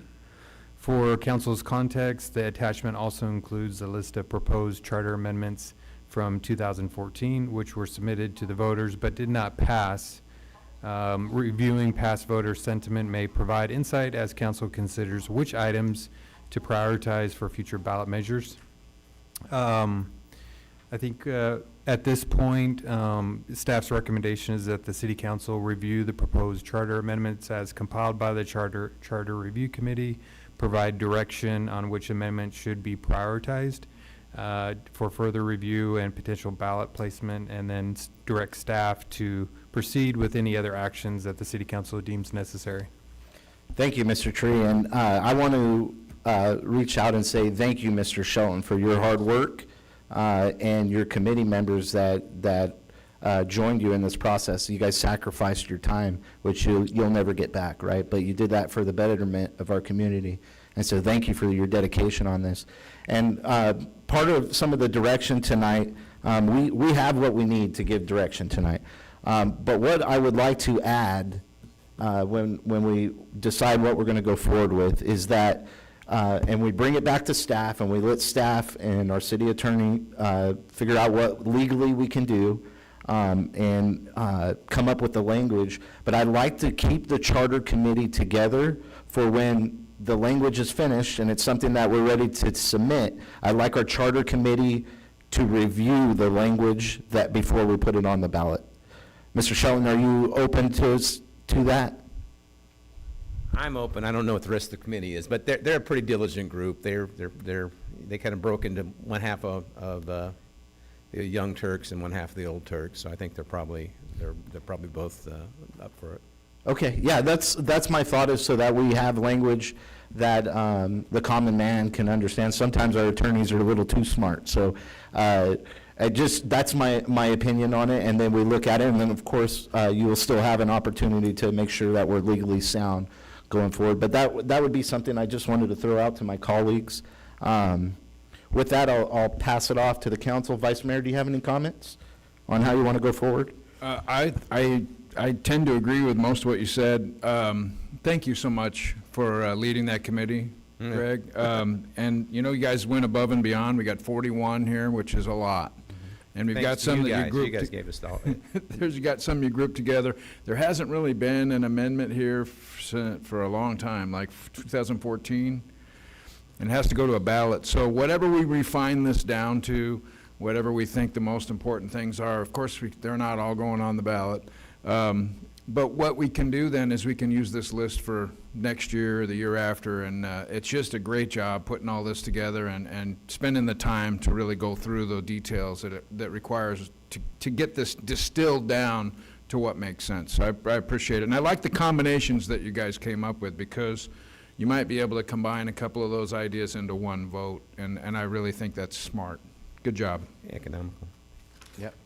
Okay, Councilman Rivas, any comments? I echo what the vice mayor says, and I echo what the mayor says, and I appreciate all the hard work that you've done, Mr. Shelton. I really do, and I know it takes a lot of away from your families, and there's other things that you want to do other than this, but I appreciate you holding steadfast and taking care of what our needs are for the city and bringing it to fruition, and I appreciate that. I really do. You put this down in an eloquent manner, and I appreciate it. But we're going to try to narrow this down and hopefully put it on the ballot. Thank you. Thank you, Councilman Rivas. Councilman Green, any comments? Well, I hope Mr. Shelton there didn't, and he probably didn't schedule meetings for Monday Night Football and Thursday Night Football, so, but yes, Greg, you guys went above and beyond the call of duty, I reckon, the way it looks to me. Appreciate all your work. You guys worked hard at it. And some good stuff in it, too. Thanks, Greg. I'd like to hear from. You know, you're dismissing it, and what you did with this charter committee is you made it where we're not violating the Browns Act, right? We brought you our ideas, you were able to put them together and bring it back to us. But so it was we a appreciate collaborative, it really was a collaborative. Council, member Clayton Dignam, he was the one that volunteered to put them in a cohesive manner. As a matter of fact, he already had them done.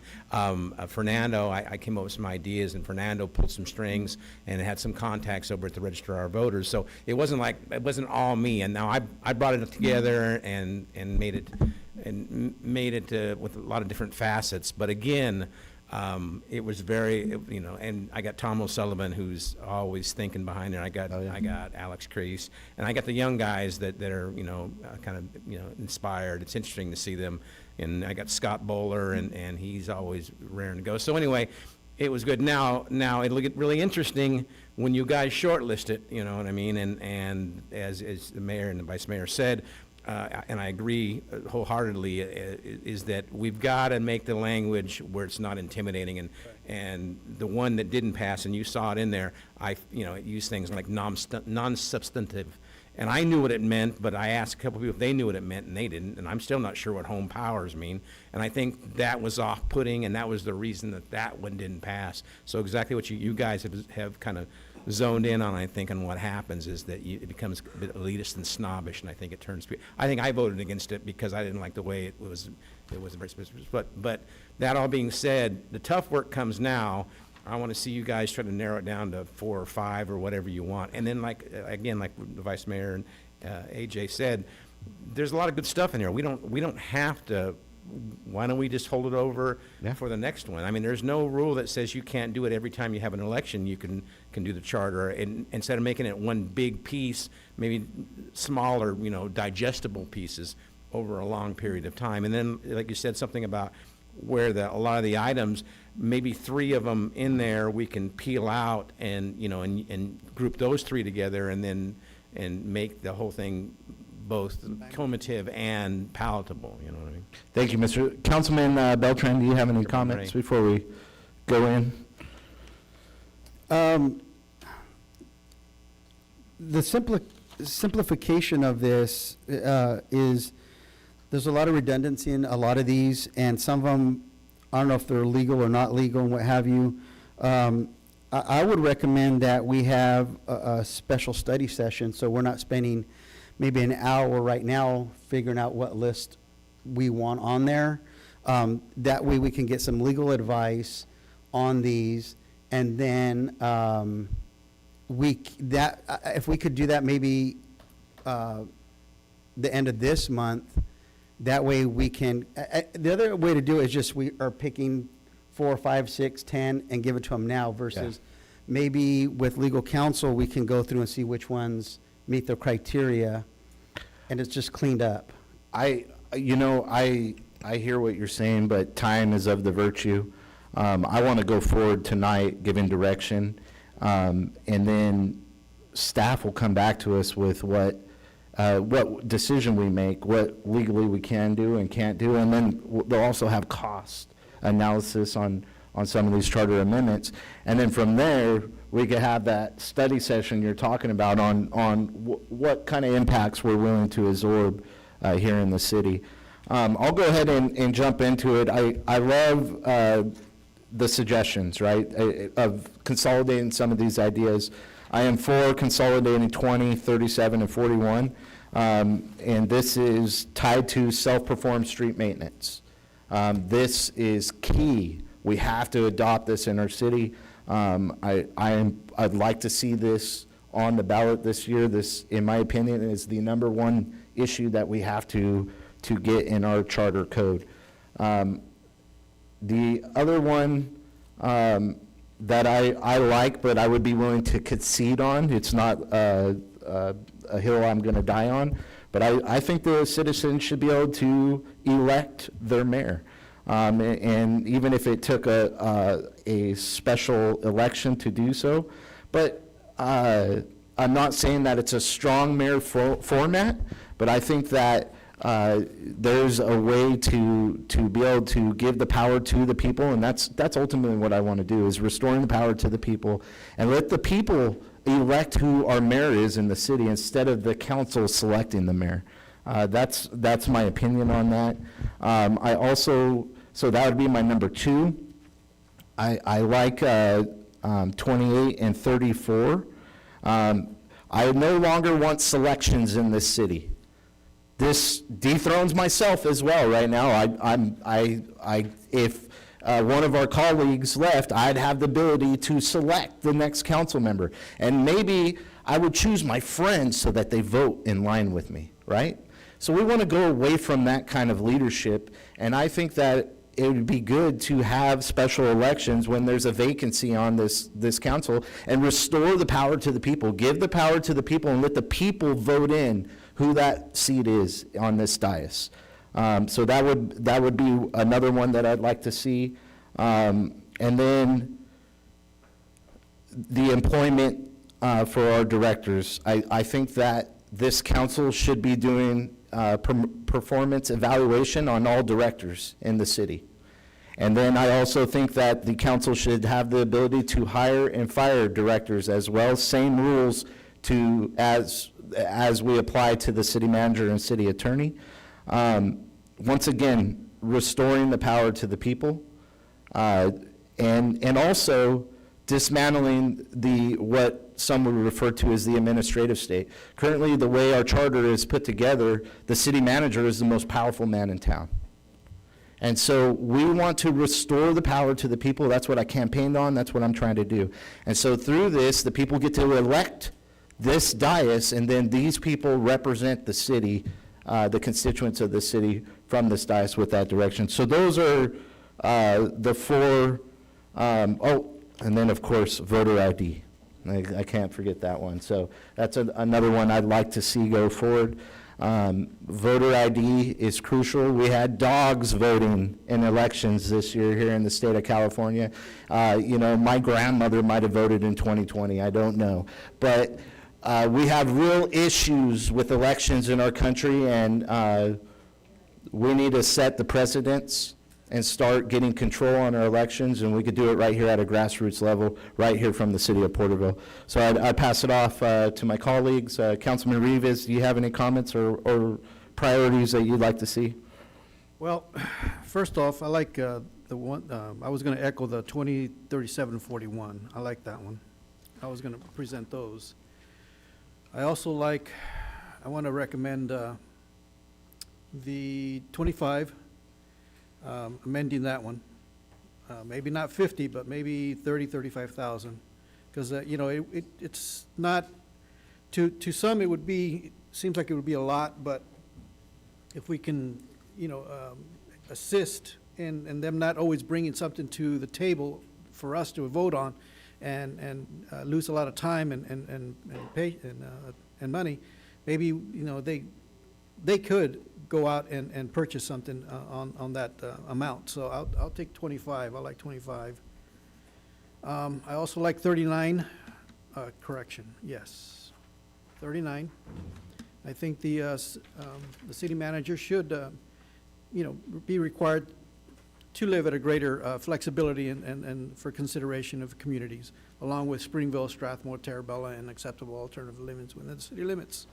So I like that one. I also like the number 1, and I also like number 6.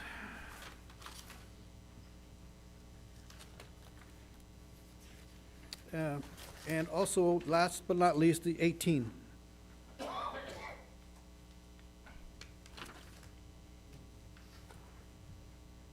And that's where I'll leave off at.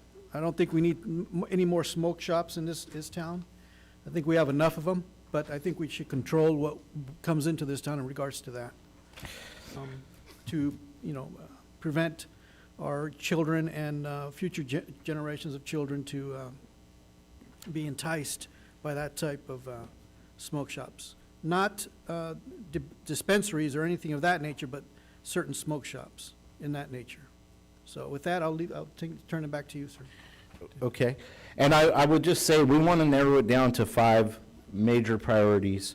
And something this is my opinion, and I don't mind giving it from the dais, there's a great distrust for government from the highest level down to city officials or school boards. I oppose anything that has to do with money, because the people are going to see money, and that we want to increase the spending ability from $5,000 to $50,000 without coming to the council. I have, my gut says that it will be voted down. I just want to put that out there, Councilman Rivas. Councilman Green, do you have any comments? Let's see. I have a question. Number 25 and number 38, what is the difference? It's worded differently. That one is 5,000 to 10,000. Right now, anything that is over $5,000 has to come to this council. Yeah. So Got that. they're changing it from, if it's over 5,000 and changing the threshold to 10,000, then it doesn't come to the council. Yeah. And then the other one's going from 5,000 to 50,000. So if these there's are an two expenditure of 50,000, You don't have to pick the specific amount, but just that you want to change it. Sure. We don't have to pick the specific right now. No, what I'm asking is, these are kind of redundant. Right. yes, yes. So if you go further into the suggestions, they combined them here. Yeah, back in the I didn't get that Yeah, far. so 25 and Okay, all right, 38. I got it. So it's either you can say 38, or Stan will support 25. Consent items change. Yeah.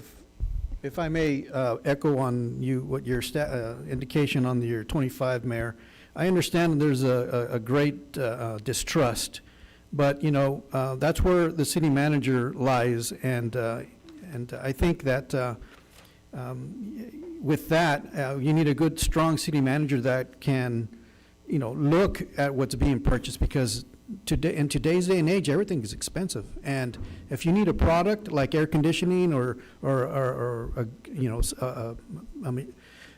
garbage truck breaks down and it costs over $7,000 or $10,000, they don't have time to come to the council and get approval. So there is a process. I understand there's a process. So with that, I just suggest 25 with a higher threshold, and I'll just leave it at that.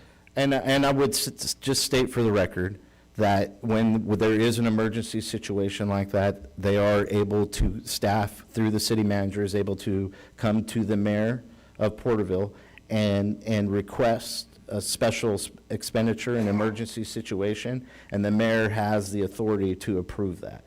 So there is a process in place. The issue is that if it's $5,000 or more, then it has to come to us. So our agenda is extraordinarily long at times because everything costs more than $5,000 now. So that's the goal in this. But like I said, my opinion is there is a great distrust for government. So when you put money on this, and we're saying that we want to be able to spend more money without it coming to the people's representatives, the people will vote it down. That's my opinion. I can't prove it with data. That's my opinion. Vice Mayor McCurvey. It's a great debate. I would just echo a lot of the same comments. I know the appointment process was abused for a long time, and so I think we need to give the people the ability to vote for somebody so that it doesn't just get appointed. That's bad for the people when you have things that are all going in one direction, so that's a good check and balance. The appointment process has been abused recently. It was abused when I tried to get appointed. So I like that one. I like the idea that we can have some influence on the directors, because it's important that there is a check and a balance too, so that the city manager doesn't have all the power on that, and so we can make recommendations. And, with a high threshold of 4 out of 5 or 5 votes to fire a director, I think that's still pretty good, but it is a check and a balance. So I like the idea we're going in the area where it's not as much financial, which I tend to agree with you guys on this. I think it should be more, but that would be difficult to get through. But balancing the power, making sure that the people have more of a say in what goes on in our city, I think is where we're headed, all of us. And I appreciate all those comments that you guys made, because I think we're all sharing the same ideal here. Yes, yeah.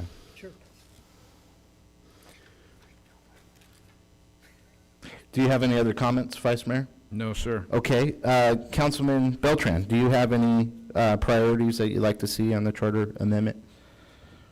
I think the street self-performance needs to be addressed. That's kind of high on mine because we know there's some legal issues, and just to clarify, I know a lot of that has to do with our in-house language. So if that's something that we're going to continue to be a priority, that would be high on the list. Going back to your comment about the voters ultimately selecting the mayor, I don't know if this is part of getting away from district voting, and no? No. Okay. Is that something that we're not wanting to address at this time? Honestly, okay, I love where you're going with this, because we had a great conversation yesterday on this, and I would love to see an at-large voting system where the majority of the votes is the mayor. Right. And then the second runner is the vice mayor, and then the people have the full power as far as electing your mayor and vice mayor. I guess it was like, what's the cart before the horse kind of a thing? Like, Very true, but we have state laws that state that we have to have districts, but in our charter, it says that it's at large. So we have conflicting issues here. So you're 100% right when you say the cart is in front of the horse. Now, how do you address it? Are you willing to take on, if we win at large, a possible lawsuit from the state? Those are things that we always try to avoid. Yes, yes. And so going to that, a lot of it goes back to cost. So to the comment earlier about if there's a vacancy for whatever reason that we have a special election, there's a cost incurred on all those things. And so I think a lot of what we did trying to be fiscally conservative with the city was, instead of spending, I don't know, X amount of dollars, I'm sure it's tens of thousands, it was, let's just, in-house. That's an interesting comment. I mean, when this charter was developed, 100 years ago, do you think it was that much of a cost? I bet we were running our own elections here in Porterville. Well, and so the cost was probably right. not. We piggyback with the county to do that. We could do it definitely in-house. It's just, I hate to, I'm not necessarily trying to throw staff under, but this isn't something we do on a regular basis, so it's a little wonky when we try to do them. And the beauty of this is we're just selecting some items that we want. We could give 6 or 7, and we give staff the direction to bring us the information. Okay. They're going to bring the cost analysis. They're going to tell us the pros and cons and the impacts of our decisions, and then as a body, we'll decide what we want to amend on the charter. And so I'm not opposing, for example, Councilman Rivas and Councilman Green would like to see the expenditure process to be lifted from 5,000. I'm not saying we can't give staff that direction to look at that. We can look at it and see what comes back. I was just giving you my opinion on the fact that the people have a great distrust for the government. If you put money on this ballot, they're going to vote it down. So that's my opinion. I think my recommendation would be kind of encompass a couple of different options for staff to look at on the election types that we can do, what those costs were, and like you said, doing a separate one for mayor after an election. Yeah, So special I love election. that feedback, so thank you for that clarification. I too do support voter ID.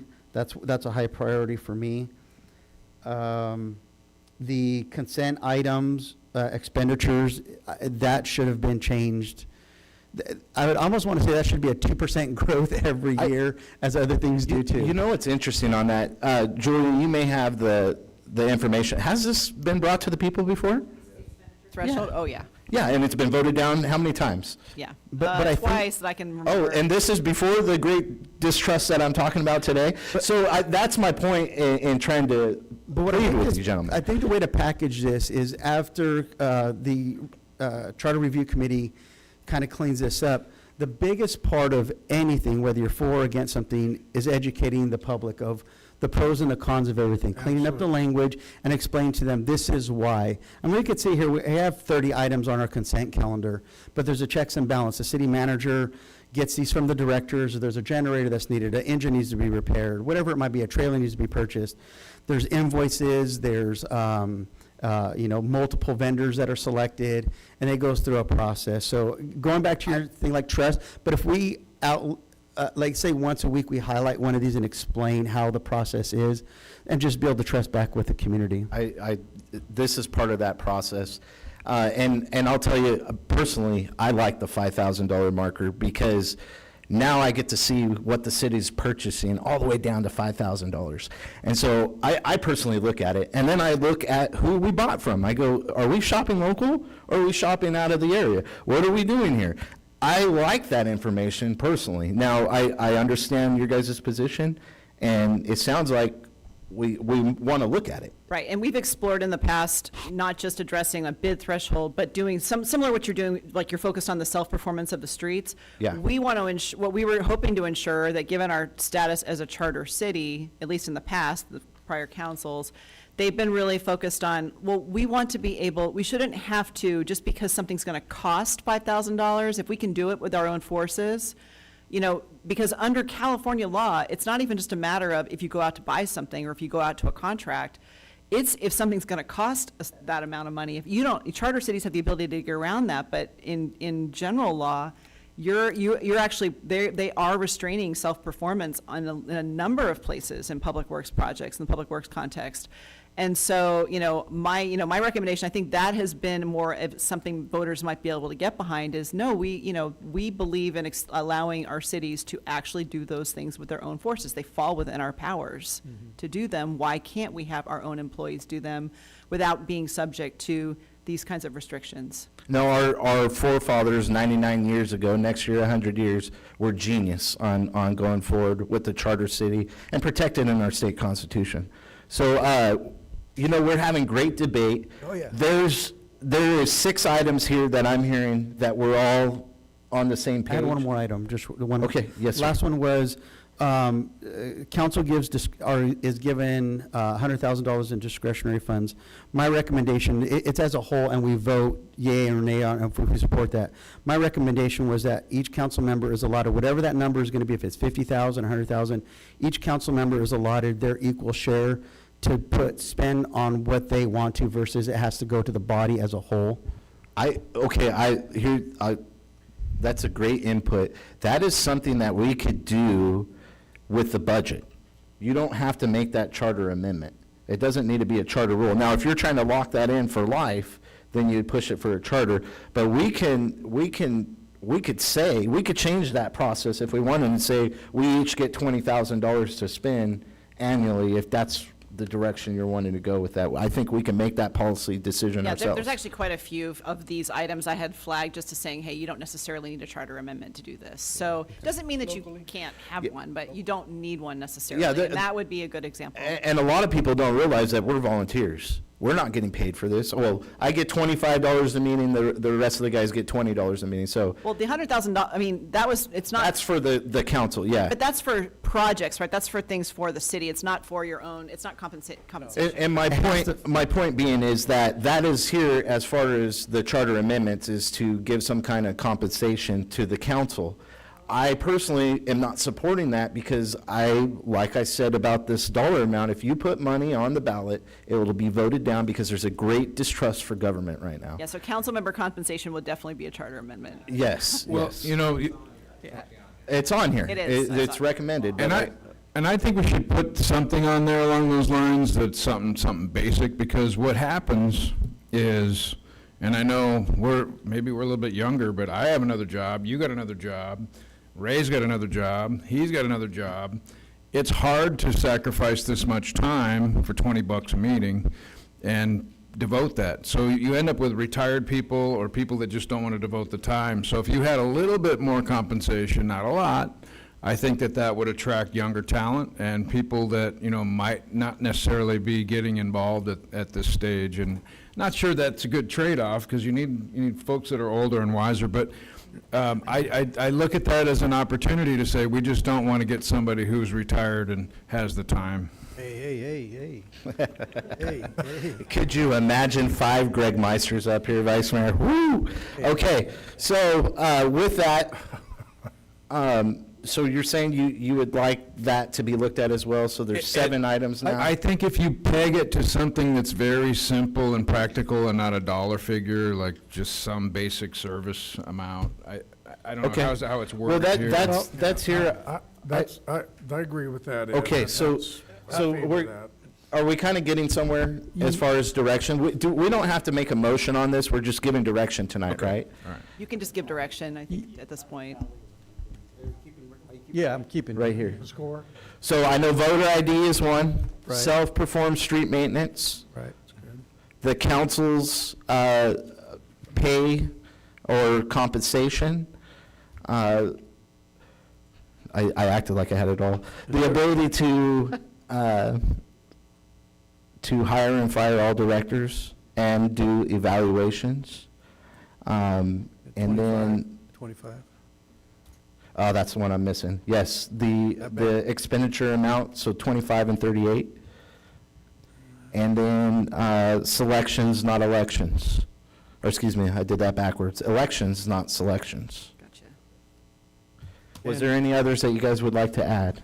What do you guys think of 39 for the city manager? Having or her flexibility. You know what, I made that mark. I personally, I believe that the city manager and all directors should have to live in the city. They should have to live in the same place that we live in. They should have to deal with the homeless like us. They should have to deal with the roads like us. It should be something that we all are in it together. That's my opinion on it. Sure. I think it's important that the city manager lives in the city of Porterville. My opinion. Is there any other comments? I don't think I agree with that. No, I think this is good direction, especially as we chew on this and get some feedback that we're probably going to whittle this down to 5 or 6, which is Right. kind of what we're looking for. But that doesn't mean that we can't have somebody on the back burner for future elections, that we have like a B list that council's next terms or something can then look at for the next general election. And so this is just for the city manager, it's not the directors, so no one freak out. But for this, the city manager, currently, the way the charter is written, the city manager has to live in the city of Porterville unless the council gives permission not to. Right. That's the way it's written right now. If you guys want to visit it, I'm open. We could look at it. I'd like to take a look at it. Okay. I'll have to look at it for legal enforceability, but I have no problem doing that. Thank you. Okay. All right, so we got direction, we can move on? Okay. We'll move on to schedule matter number 5. And just as historical context, normally around 8:15, we pause to take a break if the council wants to, but we can power through it. Okay, would council like a break, a recess? Nice to stretch a little. Okay, let's take a 10-minute recess.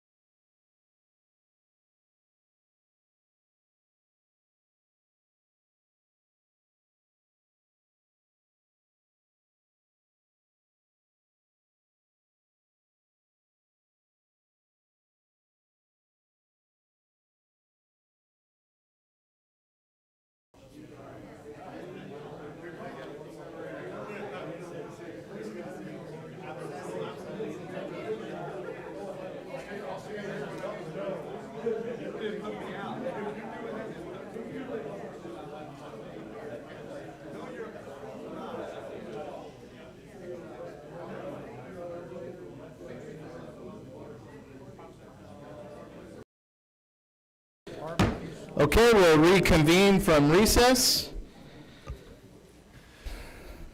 Thank you, And Mayor. we'll be Appreciate it. addressing schedule matter number 5. We've got 5 more to go, and we'll start with number 5 tonight. This is authorization to purchase fitness equipment for the city gym. We have a gym here at the basement of the city. It's for employees to use. The equipment is outdated. Some of it's not working. So we took a look at what equipment could be upgraded and replaced. We worked with a vendor that was using Sourcewell, which is a national recognized cooperative purchasing, to help lower the cost. Attached is the quote from the vendor. The total cost of the proposed fitness equipment package is $74,753.48. The funding for this project is allocated in this fiscal year capital improvement program budget. And it's just an effort to support employees with their fitness incentive, help them stay healthy, and staff's recommendation is to approve the purchase of the equipment, and happy to answer any questions. Okay, we'll bring it back to the council, and I do appreciate what you're doing here, Mr. Tree, and trying to take care of your folks and incentivize working out. I understand that, but it is a big dollar amount. Councilman Beltran, you pulled this agenda item. Go ahead and start, sir. So I'm going to go through a couple of quick lists here to try and make it short and sweet. This was on the capital improvement budget, which my understanding as far as when we're studying and looking to see what our capital improvement projects are, that goes to facilities, infrastructure, things like park renovations, road repair, energy efficiency, ultimately bringing value to the residents and businesses. I know part of this, the general sense of wanting the staff to be of better health, that's more productivity. I know everything's outdated, it's in the basement. I get all of that. The concerns I have are, when I was looking back at our budget and reading city manager's budget message, it basically looks to, have a balanced and forward-looking, departments will be required to manage their budgets in a disciplined manner, targeting 95% of their appropriations. This approach allows the city to address unforeseen needs. And it goes on, and it's very well written, and there's probably about 4 or 5 more pages that were to this. But it's also just being long-term fiscal stability, being good caretakers of the finance of the community. And so when I was looking at this, the dollar amount really bothered me. Knowing that we just went into contracts with, I believe, 7 of the different entities, the unions here with the city, and part of it was there was a fitness incentive in the contract. So if they go to the gym on a regular basis, they will be compensated enough to pay for their gym membership. Now, roughly the city of Porterville has, give or take, 350 employees. The largest of which is the police department, which has their own gym. The next is fire department, which has their own gym. Then you minus part-time workers. After you do all that stuff, you're kind of left with roughly 140 to 160 employees. Of those, I don't know, I doubt finance would know this because it's kind of just a thought I had yesterday, was how many of these employees are meeting that criteria and receiving that fitness incentive? That would be really interesting to look at. Or did we do a survey to see if this is something that the employees wanted? Because it wasn't in their contract agreement to ask.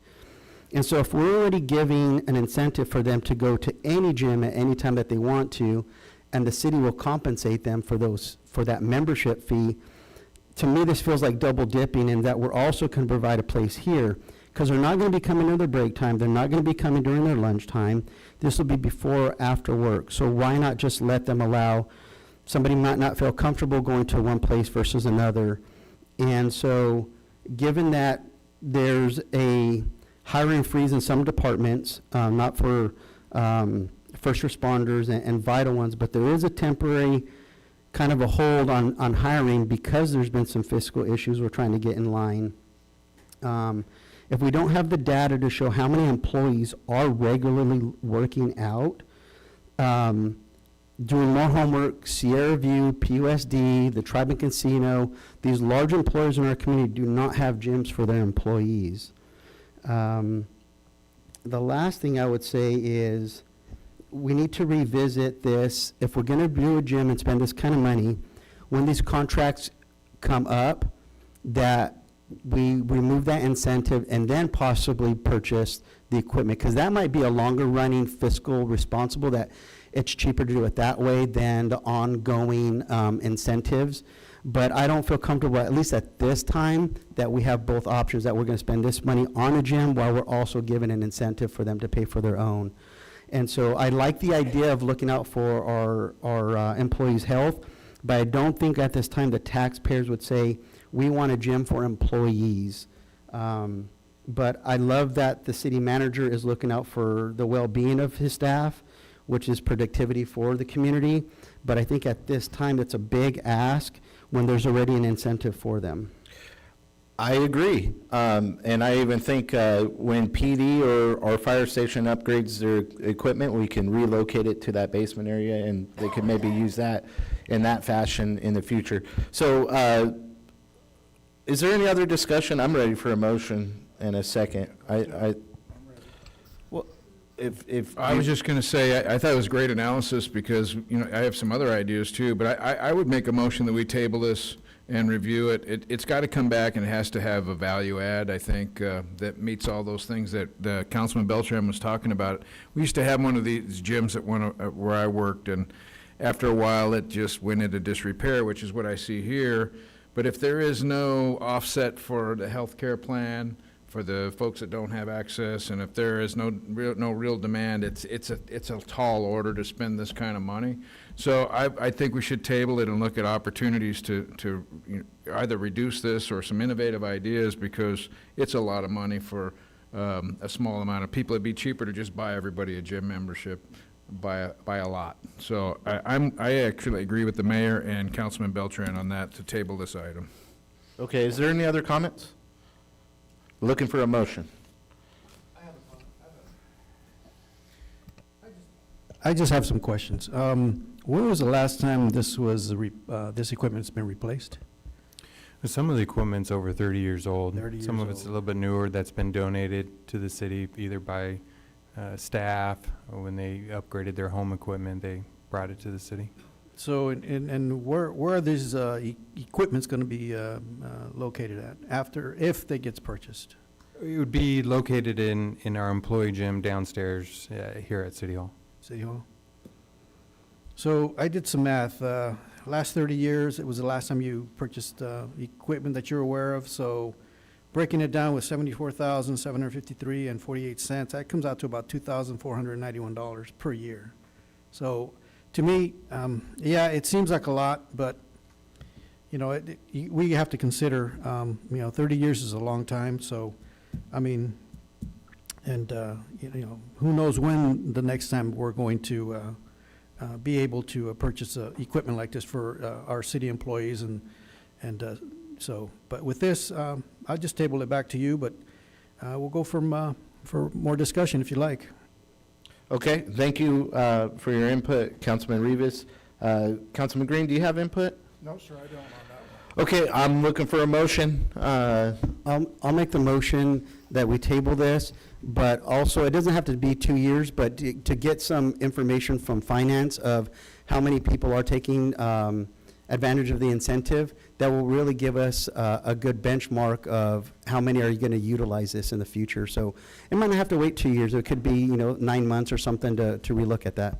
And I wouldn't even mind knowing how many people actually use the gym currently. So there's the incentive package, but how many people are actually looking at it? If I could add that to your motion. Well, I would imagine too many because of the condition that it's in. Yeah, it's But pretty wore out. those that are going to the gym already, that there might be an incentive that the long run, we're not paying monthly versus we have it in-house, and Okay. that might save, to Councilman Reeves's, long-term, we could save money. Well, maybe they're going to the gyms in the city because of the outdatedness of the gym that's downstairs. There's a possibility. 100%, but I don't want to double dip where we're, yeah, doing both. Okay. So we have a motion. Is there a second? I'll second that motion. Okay, we have a first and a second. If there's no other discussion, we'll call for the vote. Passes 4-1. Okay, moving on to agenda item number 9. Thank you, Mayor. This item is approval for renewal of Buxton Retail Recruitment Software. And Director Calderon, I'll just summarize for you. But the city has utilized Buxton software for almost 10 years, probably a little longer. This is an annual renewal. This year, the original renewal was $36,350 to utilize the software. The agreement includes an automatic renewal unless canceled at least 90 days before the end of the current term. The city worked with the vendor to reduce the price through reducing the number of users so that staff will just share a login across themselves to amount of $28,000 and to extend the services through October 11th of 2026. We spoke a lot earlier in the meeting about the use of Buxton. It has mobile analytics, Scout platform that provides mapping and reporting tools that staff use. Director Calderon spoke about the match application, where we look at retailers and try to match them with our demographics. And she also reported in the economic development update that there was 27 reports for 32 businesses generated last year and supported over 40 meetings. So staff's recommendation is that the council approve the payment for the annual fee of $28,000 for Buxton Retail Recruitment Software Services. Thank you, City Manager Tree. And we did get to hear some of this data earlier in the report from Director Calderon. Vice Mayor McCurvey, you pulled this agenda item. Go ahead and lead, sir. Yeah, so I'm glad we had this discussion, and while we're cutting costs and we're looking at ways to save money, I think we have learned a lot. We're using the Buxton software for the last 10 years, and we've spent about $360,000 in the last 10 years on this. I know that the data doesn't change that much year to year. It might have some tools that we need, but I think that we know enough about this and we have enough institutional knowledge that we don't need this software anymore. I'm going to recommend that we don't renew the software. And I'm going to recommend that we use our own resources within the county, because the data isn't going to change much, and we can use the data that we have already paid for and do some trajectory analysis and some forecasting and still be able to leverage the data that we've already paid for. I don't think we need this. I'm going to make a motion that we do not go with staff recommendations and we do not renew this software. I love it, a motion before everybody gets input. All right. So just my thought out loud here. Claudia, were you around when we first brought on this, what's the name of it, Buxton software? And do you know what the initial cost to find this data? So I was not around, but I know that it was $15,000 a year. So the first year to start up was $15,000? I believe so. Interesting. Okay, so there isn't like a cost for them to build this data, initial cost. So the Vice Mayor is speaking some truth that we have some data, and that if Claudia, you want to say something, go ahead. Yeah, we actually don't have the data, we don't own it, so we can't download the data. We have access to, what they do is they take the data and format it, so I can punch in a data point that I need. I need to know who goes to Walmart, so I can attract another Walmart and say, look, you're already coming here, your customer base is going to the Super Walmart in Tulare and Visalia. You have leakage. So it's getting them the data that because it's all like proprietary, like they get it collate it from different sources like the census, right? But the data's out there, but you just have to purchase it, and you have to get it on free data sources. So it's compiling it all for us to be able to run those reports with a click of a button without us having to invest time in, In you know, gathering that in data. gathering that data. And so we 'Cause don't that's have doable. something that we I can download, right? I mean, I think of campaigns, and you're able to buy all kinds of data. Right. And figure out who's who. So just interesting, Vice Mayor, I could tell you got a little more input, and then I'd like some of our other colleagues to have input as well. Yeah, I just want to add one more comment, and, you know, I've seen a lot of proprietary software, and it's how you get the annual fee. We know enough about the demographics in our city, and I'll tell you who knows the most about the demographics in our city are the people that want to build here. They already know everything about us. They know everything that we do. You can go into Walmart. They have such a data-rich environment. They even have a picture of you as you walk through their door. They can do profiling on you. They know who's shopping in their stores. They know when you shop in their stores, and they know what season. They know everything.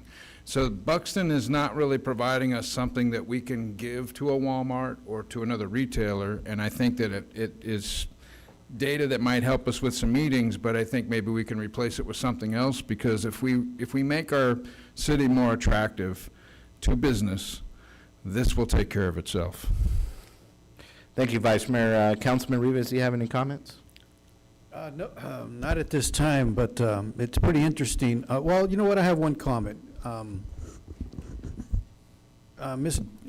Calderon, is this, what's it called? Buxton? Buxton. Buxton, is Software. it software, is it beneficial, or it isn't? It's very beneficial. So it helps us empower our staff to be able to be efficient to do their job. Otherwise, we would have to hire pretty much another staff member to analyze all that data. I understand that the big box stores have our data, but this is how we tell people and tell the story of having that initial conversation, and this is why you need to come to Porterville. This is why you choose Porterville. Because even though they have the data, they may not be looking at us. So it's for us to be able to engage and make sure we have a starting conversation. And maybe this isn't the data isn't what brings them here, but it's what engages them and allows them to have that conversation. And so we- it's just one tool of the many that, we have to try to use to achieve our goals. And on the percentage, per capita, how much do you use it?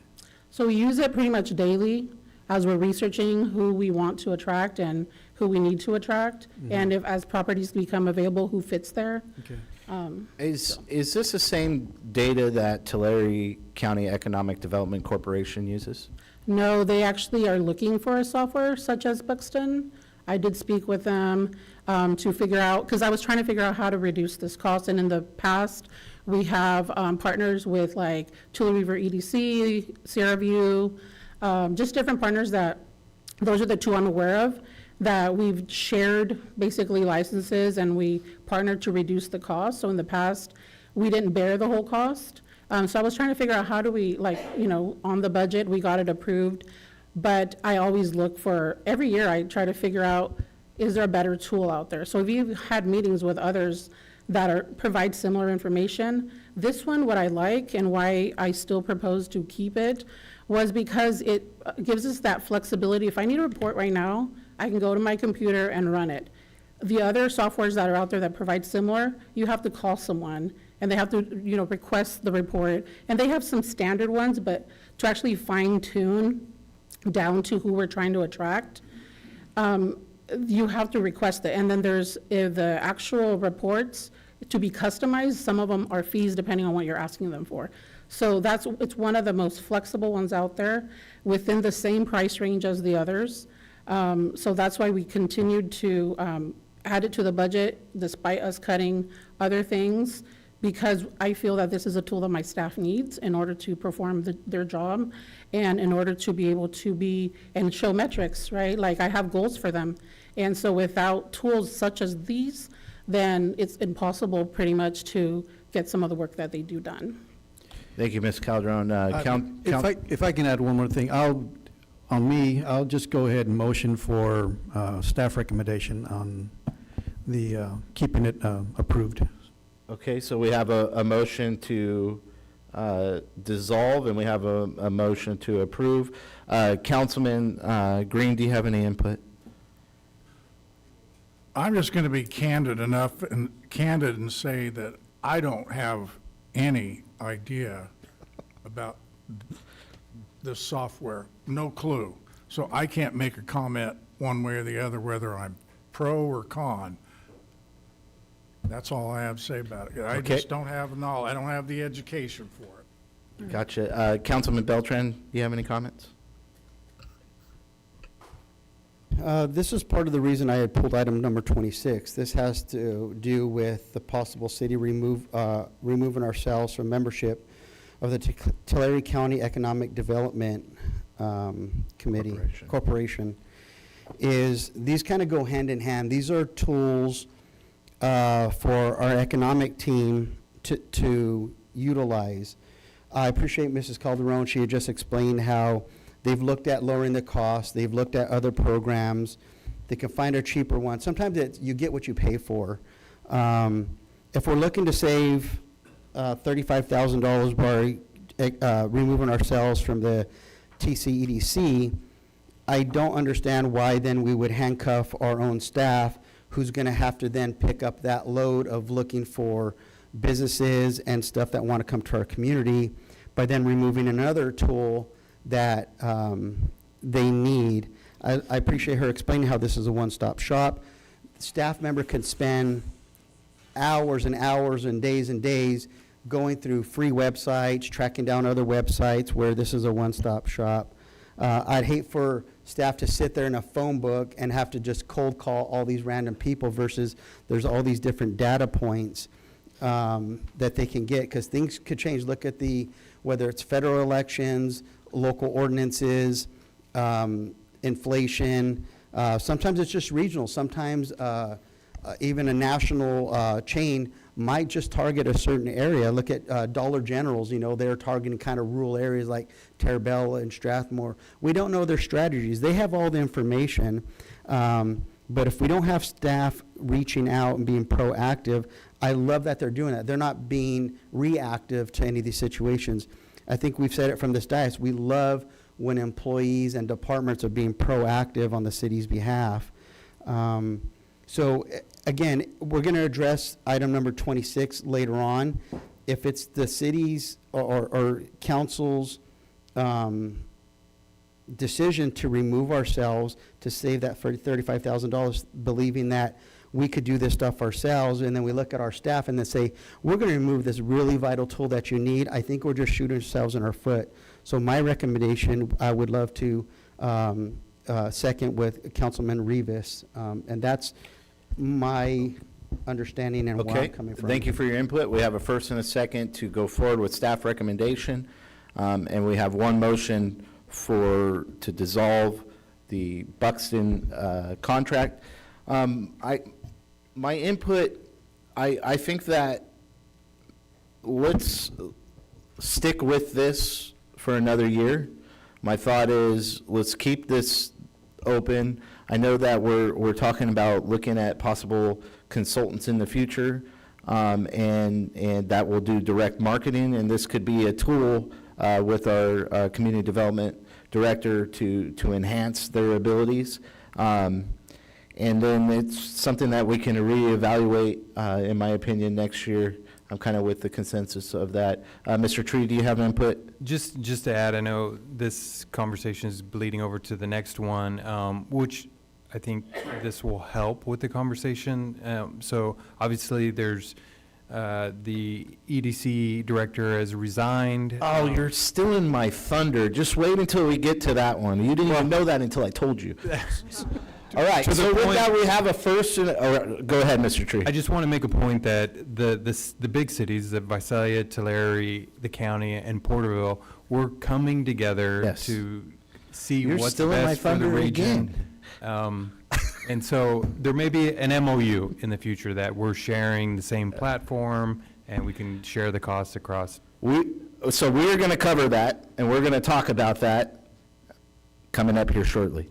With that, we have a first and a second. Vice Mayor, your motion dies without a second. If there's no other conversation, we'll call for the vote to go forward. Passes 4-1. Okay, moving on to agenda item number 11, correct? Yes. That is correct. So this is authorization to distribute a request for qualifications for the Veterans Park Monument. I'd like Deputy City Manager Moore provide the staff report. Happy to provide the staff report or just answer any questions if there is any.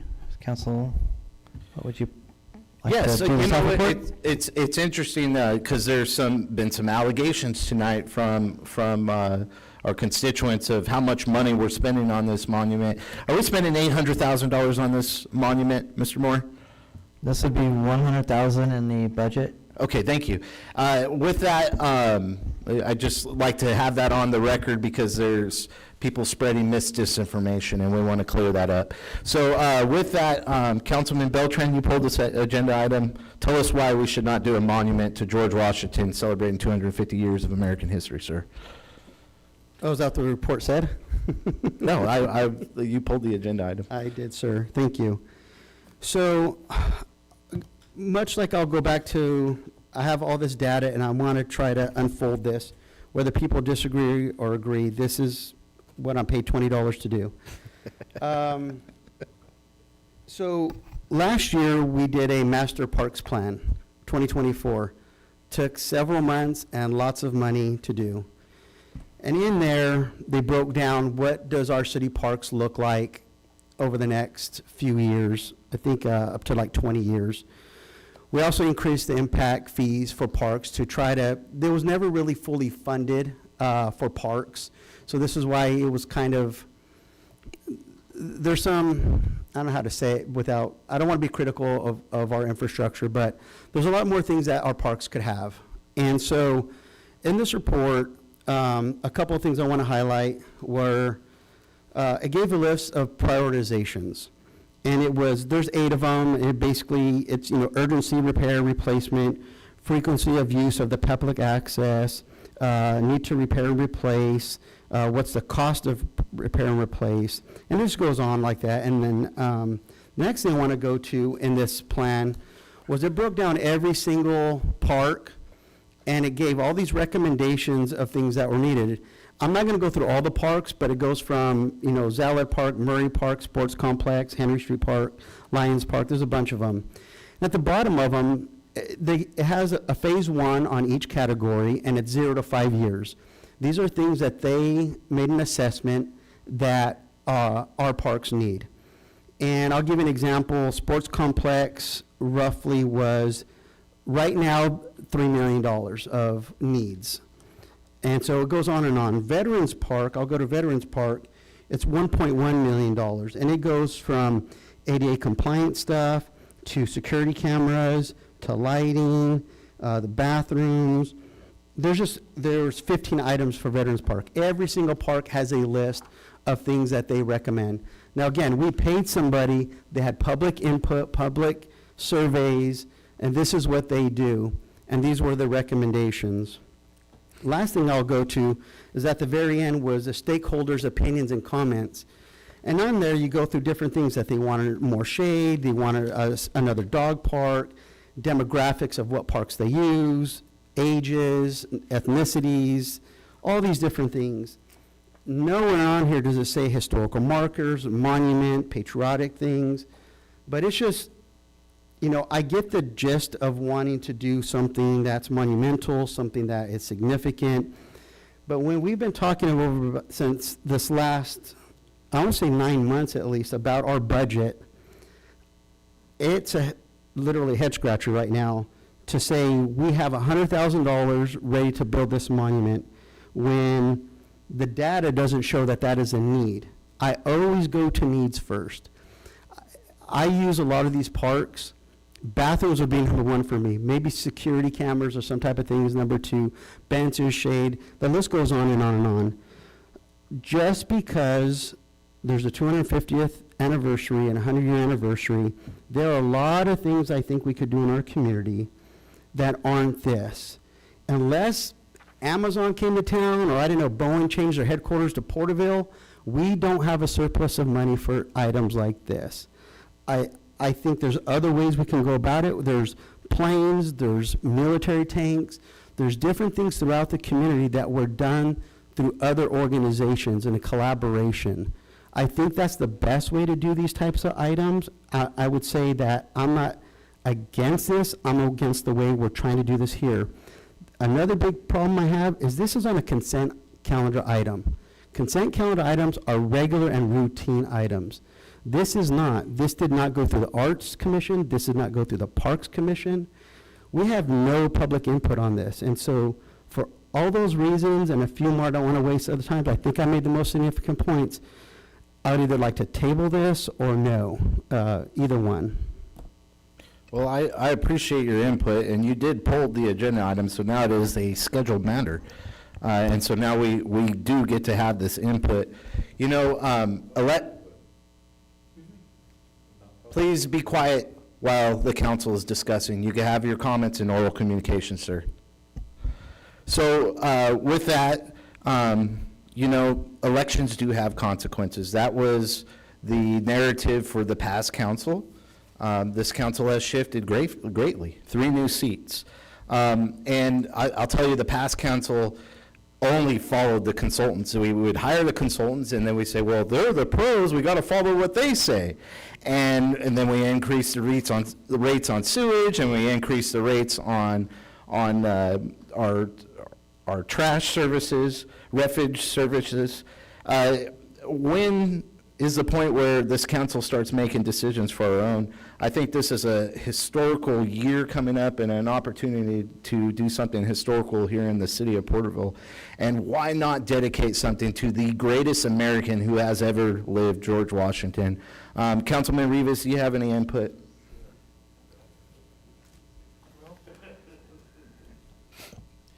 I echo a lot of what Mr. Beltran says, and I echo a lot what you say, Mr. Mayor. You know, I haven't been on the council very long, but I do know that when we decide to make changes, we need to take into consideration the budget, the cost, the funding, and the upkeep.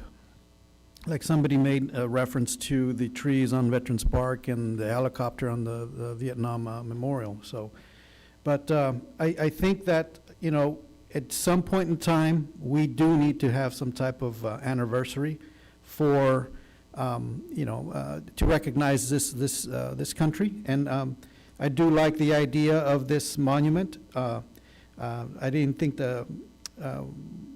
when somebody said it was going to cost like $800,000, I was like, that's a little outrageous. But when it came down to $100,000, it's consistent with how everything else nowadays is being cost effective. But you know, I think we should take into consideration a lot of what the public wants and what we want to move forward with. And I think we should pay tribute to, you know, a 250-year anniversary of this country, because this is the country that we live in. This is the freedoms that we have. And, you know, to acknowledge that, we should be honored to be citizens of this country, because I think it's one of the greatest countries in the world. We have a lot of liberties, we have a lot of freedoms, and, you know, this gives us the opportunity to acknowledge that, and for the forefathers that came before us and laid the foundation of this land. So with that, you know, I like the idea, and, you know, with retrospect, I do understand what Mr. Beltran is saying, and I do understand what the mayor is saying, but I don't see an issue with going forward with this. But you know, we should take into consideration a lot of the funding and make sure that it get things done, and also take into consideration the issues that of those trees and the helicopter Vietnam that has been damaged. So we should take a look at that, and because that is part of Porterville, and we do support the veterans of this country, of this city. So with that, I turn it back to you, sir. And I really appreciate that, Councilman Rivas, and you're right, we need to take care of those other monuments and recognize those soldiers, and thank you to our constituents for bringing that forward. But there's some other stuff, just thinking here, that was disinformation. This was a discussion in our Heritage Committee, and this is just to go out to RFP, so then we can have a scheduled matter and discuss what this monument's gonna look like. I'm gonna pass it off to the vice mayor, who's really led the charge and had this vision on this monument. Vice Mayor McCurvey, go ahead, sir. Well, I'm glad we're having this conversation. We're, Please, sir, this is your last warning. Save your comments for oral communication.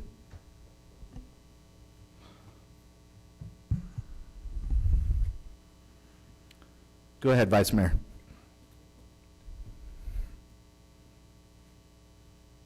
I think we're having a great conversation about celebrating our country's history. A leader in our country, a patriot, a veteran, a general, a president, a man who wrote the rules of civility, something that's really needed in our city, something that's really needed in our country, something that restores the spirit of our city and the kids can look up to, someone who led with honor, someone that we should respect. And we should make sure that that Veterans Park gets the attention that it needs so that all the veterans from George Washington on get that respect. That's what this is about. And it's really important that we do this for the spirit of our community. And if we, love our country, this is a no-brainer. I don't know why anybody would be standing for violence and standing against veterans. Those are things that our city is known to stand for families and faith and freedom and patriotism, and that's what this is about. And so I just want to make that comment. I think we move forward with this and see what we can do for our city to restore that spirit and really make Veterans Park a focal point for our kids and an honorable man in George Washington and his rules of civility and how he led this country with aplomb and courage and those things that we celebrate in our country. That's what I wanted to say. Thank you, Vice Mayor. Councilman Green, you have any input? Well, I just feel, given kind of the fiscal pressure the city's under, I feel like if we were flush with cash in the budget and we had more money and we knew what to do with, I have no problem with the monument. But I think at this time, I think it's an optical thing. It's optics. Do half the people in Porterville know who George Washington was? Who knows? Right now, I just feel like, I just think it's just something that I think, because may I ask you a question, Mr. City Manager? Okay, we've got $100,000 budgeted for it. Is that going to cover it? We don't know yet, because we need to get the bids back, but it potentially could be a little bit more, depending on what the council's desire is. But obviously, we'll get the qualifications back, the council will deliberate. Could be a little bit less, too. It Absolutely. just depends. Nevertheless. Okay, just kind of echoing our Vice Mayor, there's a lot of division in this country right now. And the greatest unifying factor is patriotism. That is how we cure the division in this country. So I'll make a motion to go with staff recommendation with this monument. I'll second that motion, Mr. Mayor. Okay, we have a first and a second. Is there any other comments? We'll call for the vote. Passes 3-2. Okay, moving on to agenda item number 23, or scheduled matter item number 23.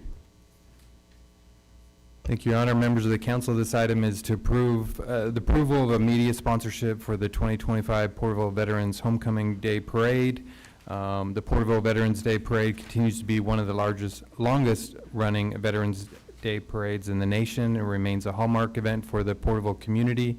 For the past 4 years, the parade has been broadcast on KC24 in partnership with Mr. Media. Much like last year, the broadcast would be on KC24, YouTube. I know in speaking with Mr. Media, he's trying to get it on PBS which is wonderful, along with 40 promotional spots prior to the parade. Much like last year, exactly the same cost as last year. The proposed package to broadcast the parade this year is $12,500. Mr. Media will be solely responsible providing all staff, equipment, and services necessary to perform the broadcast. Staff's recommendation is that the City Council approve the media sponsorship for the 2025 Porterville Veterans Day Parade and authorize the expenditure of up to $12,500 from the Community Promotions Fund. Okay, bringing it back to the council, this is something that we have funded over the last couple of years. We do have the largest or the oldest Veterans Day Parade west of the Mississippi. And the story is that the Flory family started it. I'm forgetting the mother's name, but Ed Flory's mother got a telegram from Ed's dad, who was serving in World War I, and they celebrated up and down Main Street, and that was the first celebration, and it's ran since then for 106 years. This will be 107 years. You know, I've listened to Mayor Dyer out of Fresno complain that KC-24 puts our parade on over the Fresno parade, which is considered the second longest running parade in the Central Valley here. Councilman Green, you pulled this agenda item. Go ahead, sir, lead on. Yeah, I'm just kind of like, why do we have to pay somebody to come down and broadcast our parade? And obviously, they don't get enough sponsorship to come and do it. So, I mean, I'm not against it. If we feel like we want to do that, but it just seems kind of odd to me. And I don't think, obviously, they don't get that much viewership on it to get enough sponsors for them to pay for it themselves, so we're paying for them to come do it. Kind of doesn't make sense to me. That's all I have to say about it. No, that's fair. It's good comments. This is funded out of our community promotion funds, and this is a way to promote the city of Porterville and our patriotic spirit of our city and representing our all-America city and the veterans in our community. Councilman Beltran, do you have any comments? Yeah, good perspective, Councilman Green. One thing that I wish we would utilize more, and I think I mentioned it last year, was the pathways at the high schools have media classes. And so it'd be really neat, even if it's a trial basis, if we go ahead and go with this one, but give them a shot at doing a production of the Veterans Day Parade to see what cameras they have set up, how their microphones work. Let's give them a real life item to work on that could possibly be done for free. And the second part is we have a YouTube channel for the city of Porterville that doesn't cost anything. Yeah. So whether people have satellite or whatever that they're paying for this type of services, our YouTube channel is free. So I don't know, I think last year we had one of our employees up on a bucket above Main Street and was kind of videotaping it all. And I thought, like, I don't know how we can't do a collaboration between whether it's the schools, maybe even the college might have a media team to kind of put this project together. Maybe Veterans is a little bit short, but whether it's Christmas or going on in the future, I really think it'd be neat to fold in the pathway programs, again, whether it's the high schools or the college, and then just utilizing our city's YouTube. Why not get people to go watch our stuff? I think it's a great vision. It's just I get the putting it together, because so would you say you would form a committee and then reach out to American Legion and the school districts and try to collaborate? You contact the teachers who run the pathway program. You say, this is something that we would like for you to look at doing, and they'll either say they can or they can't. And then Menachie has a video contest. I've done them. They do the little commercials and stuff, and they're done really, really well. So there's advisors on how they're doing it, and I think that would be really neat for them to do that. You know, the first one might not work really well, but as a backup, you know, if we go forward with this one, but let them know, hey, we got a team B working on this, so maybe next year they can get better at their production, and give them real-life skills. So that would be, if we didn't do that, that would be my second option, is we have our YouTube channel, we have all that stuff. It's great input, it just takes someone to lead on it. That's what. That's what the Yeah. that's what their advisors are for. Yeah. I had approached the MTAs and some of the leaders in the school on this already, Raymond. Okay. And it's a discussion.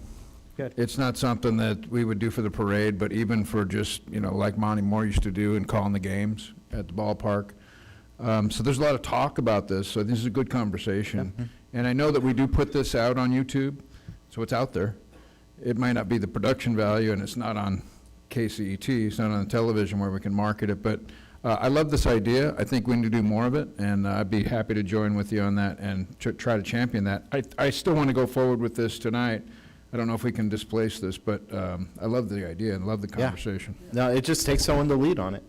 Councilman Rivas? I echo Mr. Beltran's sentiments, Mr. Green's and the Vice Mayor. I do like that. I think maybe not this year, but maybe next year, we can champion this and move forward and give the schools and the pathways the opportunity to engage in that kind of stuff. I think you're on the right path there, Mr. Stan and Mr. Beltran. But for right now, I think it's a little too premature to deny this, in my opinion. But I think in the next go-around, maybe we can collaborate with KC and the kids and get them engaged and doing this on YouTube. And I mean, there's so many social media platforms out there, it's unthinkable. So with that, I think you're on the right path, both of you. So I would encourage that, and I would be aligned with all three of you guys on that. So I turn that back to you. Okay, no, it's great input. It just takes someone to lead. That's what it normally takes in these moments, and someone to go and collaborate and make it happen. So I agree with you guys. With that, I'll make a motion to go with staff recommendations on agenda item number 23. I second. Okay, we have a first and a second. If there's no other discussion, we'll call for the vote. Passes 5-0. Okay, moving on to agenda item number, or schedule matter number 26. Yeah, and before we get to that, I'll just, recommend Fernando does an excellent job on our YouTube. He would be a great advisor for the MTA program, so. So are you recommending him take the charge? He's the leader. He wants to be a leader, and I'm looking Fernando? forward to his leadership. Fernando, yes, no, yes? Yes or no? Okay, everybody, you heard him, he said yes. All right, thanks, Fernando. This is the last item, number 26, a schedule matter, authorization to discontinue the membership with the Tulare County Economic Development Corporation. We brought this back based on council's direction from the previous meeting on September 2nd. Council directed staff to meet with leadership of the EDC, which I did. During that meeting, there was a unified voice from the other cities that there needed to be a new vision on what the region should do for economic development. The executive committee didn't have a plan in that meeting. They understood that, they heard what the cities were saying, but I left that meeting with no plan other than the cities were going to take charge and start meeting together to and come together and decide on what's best for the region, and that's what we're going to continue to do. I will not steal any more of your thunder, Mayor. You stole the thunder. You can go for it. And so from that meeting, that there was no further information, no plan to improve the EDC. It's staff's recommendation to discontinue its membership with the EDC and to approve a proportional payment to the EDC because our renewal was in July.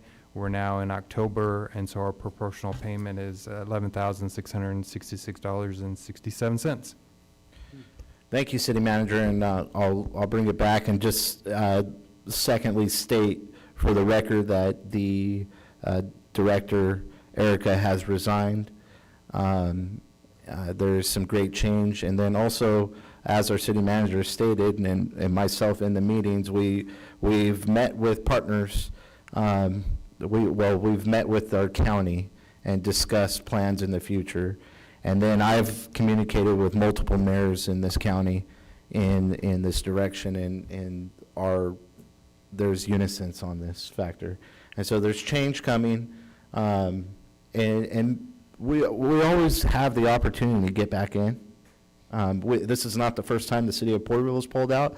It's not the first time the county has pulled out, right? So there's been issues in the past, but currently I support the recommendations from staff. Councilman Beltran, you pulled this agenda item. Go ahead, sir.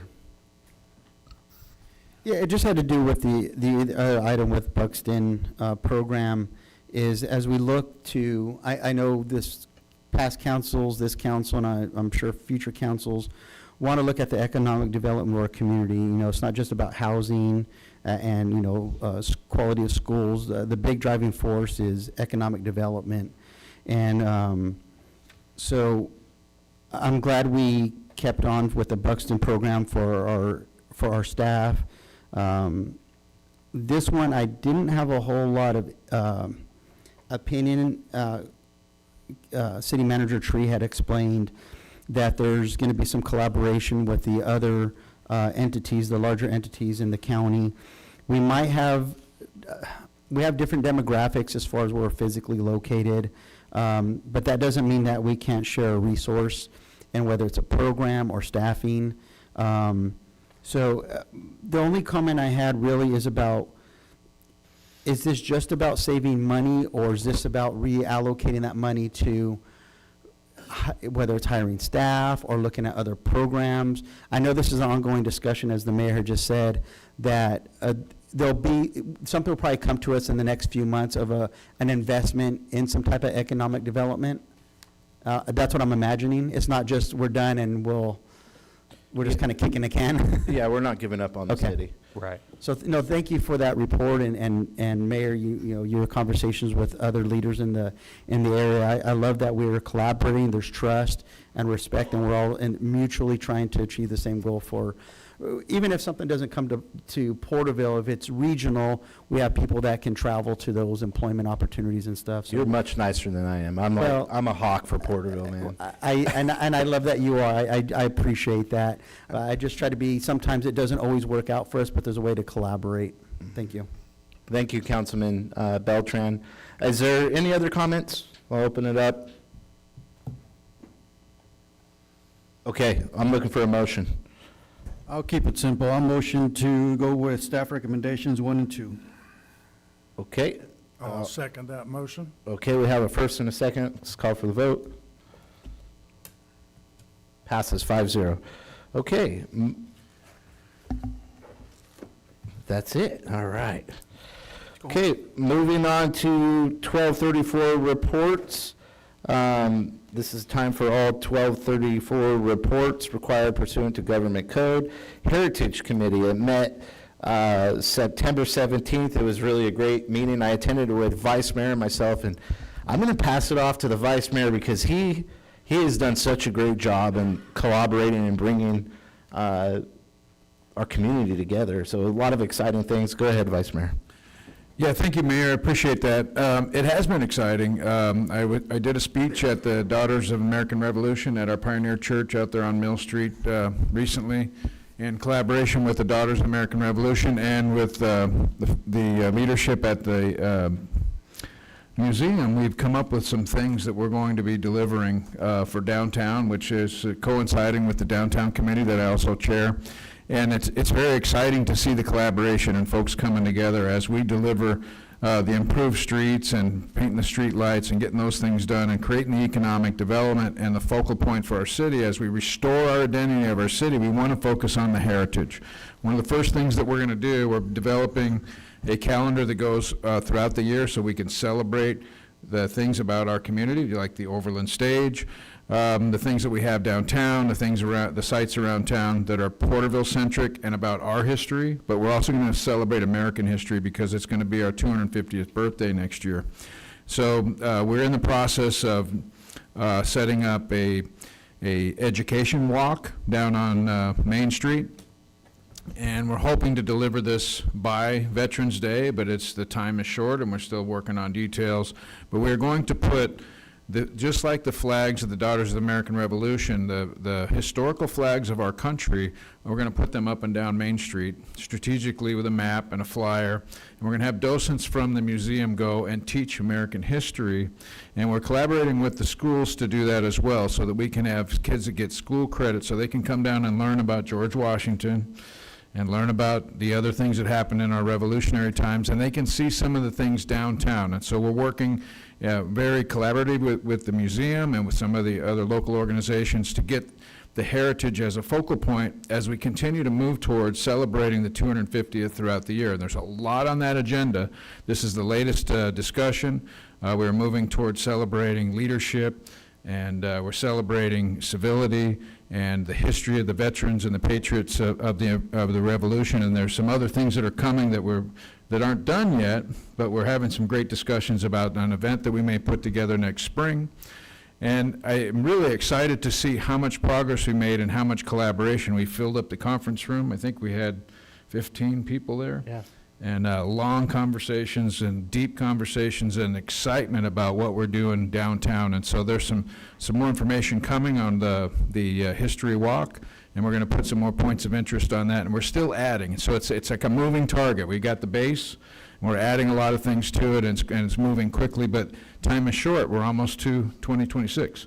So if you go back in history and you look, April 18th, 1775 is when this started. So we're already in the 250-year period. If you go back and look at history through the lens of real history and original documentations, in 1755, Concord Bridge, that's when it started. So that would have been this year, and it happened to be on the same day as the Jackass Mail Run. That's right. And we were talking about it when we were going down Main Street this past year with the guys, and we're hoping to get influence on Pioneer Days and other organizations throughout the year to help to put the flavor of celebrating our history and celebrating American history throughout all of next year. And that's what the Heritage Committee has been working on diligently, and we've made a lot of progress. And I'm really happy to report that we're going to be delivering something soon for downtown as we finish the street and get ready for the parade.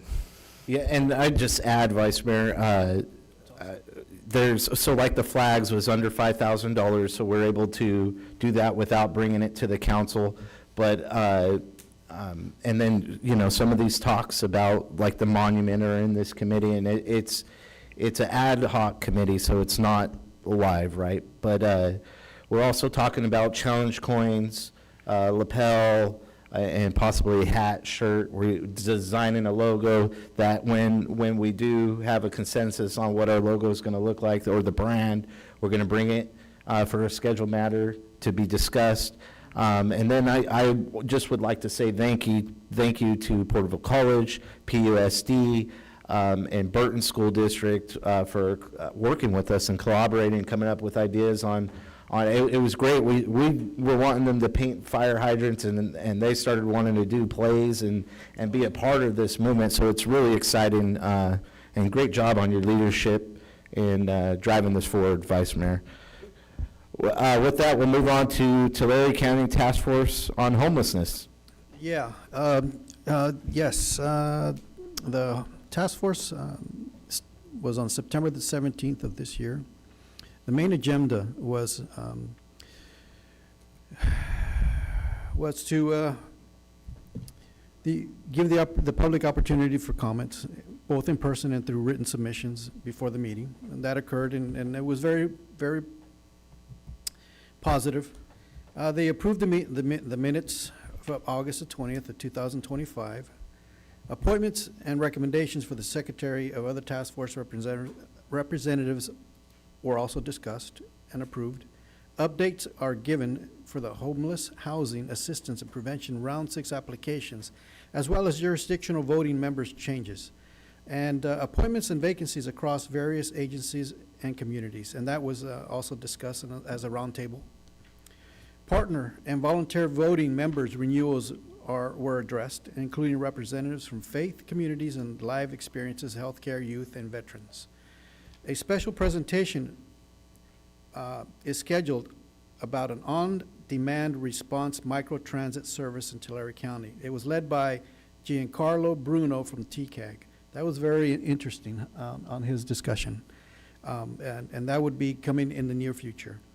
Also, discussions were about voting members on the roundtable discussion event, identification on current vacancies and needed to fill voluntary voting members' positions specifically for unincorporated communities and for representatives. Also, a key issue, on October the 9th and 10th of this month, a benchmark of conversation on a bench event is going to be presented on the microtransit option for unhoused residents and calls for timely renewal of board positions. The meeting will be on one-on-one basis on homelessness. And I think that's a very good time for on a one-on-one discussion with people, how they really feel about how they're dealing with homelessness. And I think that's going to be very positive in the near future, and hopefully we can get some data on that. And with that, it concluded, and the next scheduled is going to be for October the 15th. So with that, I turn that back over to you, sir. Thank you, Councilman Rivas. Tulare County Economic Development Corporation met September 24th. I did not attend. Ms. Calderon?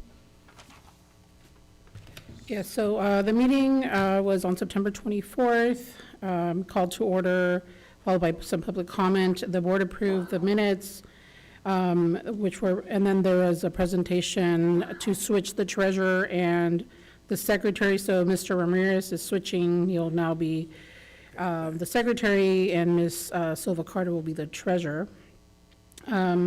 Matthew Hamilton from the South Valley Industrial Collaborative gave a presentation on what they do, but also what they're trying to do. So they're trying to basically re-engage everyone, and they had a summit as well. So he presented and invited people to attend. And then they talked about the projects. So they have 18 active projects, 15 carried forward, 10 new ones, 7 closed or inactive. And then they also gave some operational updates where TCDC is going to be presenting and attending, which includes the Tulare T-Biz, which happened on October 6th actually already. So basically that was pretty much it. The next meeting is October 22nd. Thank you, Ms. Calderon. Okay, Downtown Porterville Committee met September 25th. Vice Mayor. Yeah, this is a good update. You can go back and watch the YouTubes. These are online. We did the mission, vision, values in the first 2 meetings ago, and then we started into goal setting, and we ranked the things that we were going to start setting goals on, and we already have some objectives we want to reach in the first stages for short-term goals, because what we all want downtown is a clean, safe place for all of us to gather, and we don't quite have that. I know it's been much improved over the last year, and thanks to collaborative efforts from a lot of folks, and I know I didn't get a chance to talk to CSET, but I know folks like CSET and other volunteer organizations are cleaning up around town. We set some goals to go after how we can have some targeted cleanups in the alleyways, how we might go after some trash enclosure solutions so that we can keep the alleyways clean as well, because we're going to be needing more parking, and the parking is right behind a lot of our downtown areas. And so if you want to be clean and safe and then walk from a parking lot over to downtown to watch the parade or to shop, you want to make sure you're not walking through, issues that we've been having with filth and people that are pulling trash out of the trash cans. And so we have to address that in some fashion. And we know that if we're going to make downtown a destination, that if we can address those issues properly, then people are going to be more likely to park behind Main Street and not be worried about being clean and safe going from the parking lot and leaving their with their kids, even at night, so that they can come down and enjoy the festivities for, say, the Christmas parade. So we're targeting that as a first goal, so you guys can go look at that online, making great progress. We want to create the objectives for downtown as a committee, as a whole. So when the chamber or other organizations want to have events downtown, that they can all work inside that umbrella of what we want for downtown. And so it's coming together really well, having some good collaborative meetings. There was some things that were on the record now. We're seeing, we're reversing course on the positive progress that we made on homelessness. And that's on the record now. We're seeing folks that are now being dropped off at our bus station. I think this is continuing to go on. They're coming from the South Valley Detention Center. We have to collaborate with our sheriff. We have to continue to work with other cities in our county to make sure that we're getting these folks back to where they came from, because we have to make sure that we continue to make the steady progress on our downtown area and all around our city. And we're making great progress in helping the homeless along the way, but we also have to make sure we're taking care of everybody else in the city at the same time, and creating a space downtown is the way we're going to do that. And I would invite all of you guys to join us next week, next Saturday. We're going to be down at the river doing a ribbon cutting for the Tule River Parkway. The great success of this year is that we've cleaned up that Tule River Parkway. They've expanded that now, and they're going to cut the ribbon on that. And this is part and parcel to what the Downtown Committee is talking about, creating a clean and safe space where we can have events. So please continue to talk to your neighbors and your friends about going and joining us and walking down there and riding your bikes down there. There's going to be a 5K run, and we're only making a lot of steady progress in this area. So I just want to, when talking about clean and safe, I want a little commercial on the You're going into other matters here. All right. Okay, Local Agency Formation Commission, LAFCO, who chairs? Go ahead, City Manager. Yeah, I attended that meeting. There was only one item on the agenda, which was the annexation of, forgetting his first name, Drew Della. Sorry, his project. I spoke in favor of it. I thanked him for his investment in our community. And that was it. They approved it. Supervisor, now I'm gonna draw a blank. Townsend approved it because he liked my haircut. And the Supervisor Vanderpool seconded it because he likes Porterville. But then he made a mention that when are we going to annex East Porterville, and I didn't comment on that, so. You know, that's funny. Pete, he's a spearhead, and he does like Porterville. I think he likes me too as well. But with that, we'll move on to Eastern Tule Groundwater Sustainability Agency. Councilman Green. That's me. ETGSA meeting was here in the council chambers on afternoon of October 2nd at 2 o'clock. And I'm just going to cut to the chase because most everything else is just fluff. There was a public hearing set on groundwater extraction fees, and there was no public comments, either oral or written, either for or against. And then upon that, then the board approved the extraction fees for $26.60 per acre foot. So that is what growers will pay to the Eastern Tule Groundwater Sustainability Agency for their budget, operating costs, attorneys, consultants, so on and so forth. Those fees were approved unanimously by the board. The City of Porterville, even though we're not included in that because the City of Porterville pays Eastern Tule a portion of their budget. We pay, it's paid quarterly. And so it's a $46,000 and something change every 3 months to the ETGSA. That's our share. We won't be included in extraction fees. And the next meeting should be on November 6th at 2 o'clock in the afternoon. That concludes my report. Thank you. Thank you, Councilman Green. Councilman Beltran, I skipped the link committee. Go ahead, sir. I'll take over because Mr. Beltran did not attend for personal reasons, but I will ask him on number 7, correction. Yeah, number 7 item. But, yeah, I attended on October the 1st. Call to order was commenced. Introductions were completed. The minutes were approved. The budget was updated. The Porterville Navigation Center gave us some numbers. So as of September the 3rd, they reported that they had unduplicated 2,797 individuals that were reported in, and sheltered 1,037. In shelter, they had 12, and on the bridge, they had 13. 4 are pending housing. But as of September the 17th, it went up from to 2,849, which is a difference of 52 additional individuals that they assisted. And on the sheltered, it went up from 1,087, which is a plus 50. So on the in-sheltered, it went up plus 1. And on the bridge, it went up to 2. So it is working, and the navigation is doing very well. But on another note, I was informed during that time that the current showers were discontinued due to funding unavailability. So with that, immediately the Visalia Rescue Mission came out and donated, or used, I should say, funding to continue the showers for the homeless there in Porterville. So, but I believe that the budget will be going or for another 6 to 7 months. After that, I hope we can permanently build the permanent shower stations there at the Navigation Center. So with that, I'm going to turn this over to number 7 because I was not at the dinner drive-through, and Mr. Beltran was. So. Thank you, Councilman Rivas.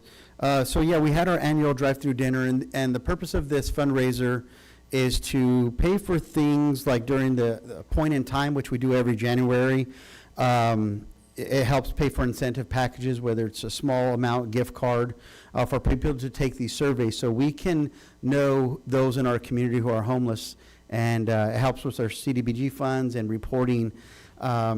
But also it's a winter coat drive. Right now, if you have gently used or new jackets here at City Hall, you can bring them down here. Trinity Lutheran Church, and I believe the library are some areas you could bring the coats down to. But this prepares us for, as the cool weather comes in October, for us to distribute warm items. Sometimes it's beanies and gloves, underwear, socks, sometimes it's hygiene products. It just depends on how much money we raise. This year, our goal was to sell 200 tickets. I believe we sold 146. And I don't want to be too cruel, but nobody in this chamber's bought a ticket from me. I advertised it a couple of times. Nobody bought a ticket. But we still raised $2,215. It's a great cause. We had some leftover dinners, and me and another gentleman went down to the Armory. Our dinner, I think we closed it at 7 p.m. We packed up about 30 dinners, and we went down to the Armory and distributed a hot meal to those. And I mean, some people took 2 or 3 of them. They were that hungry.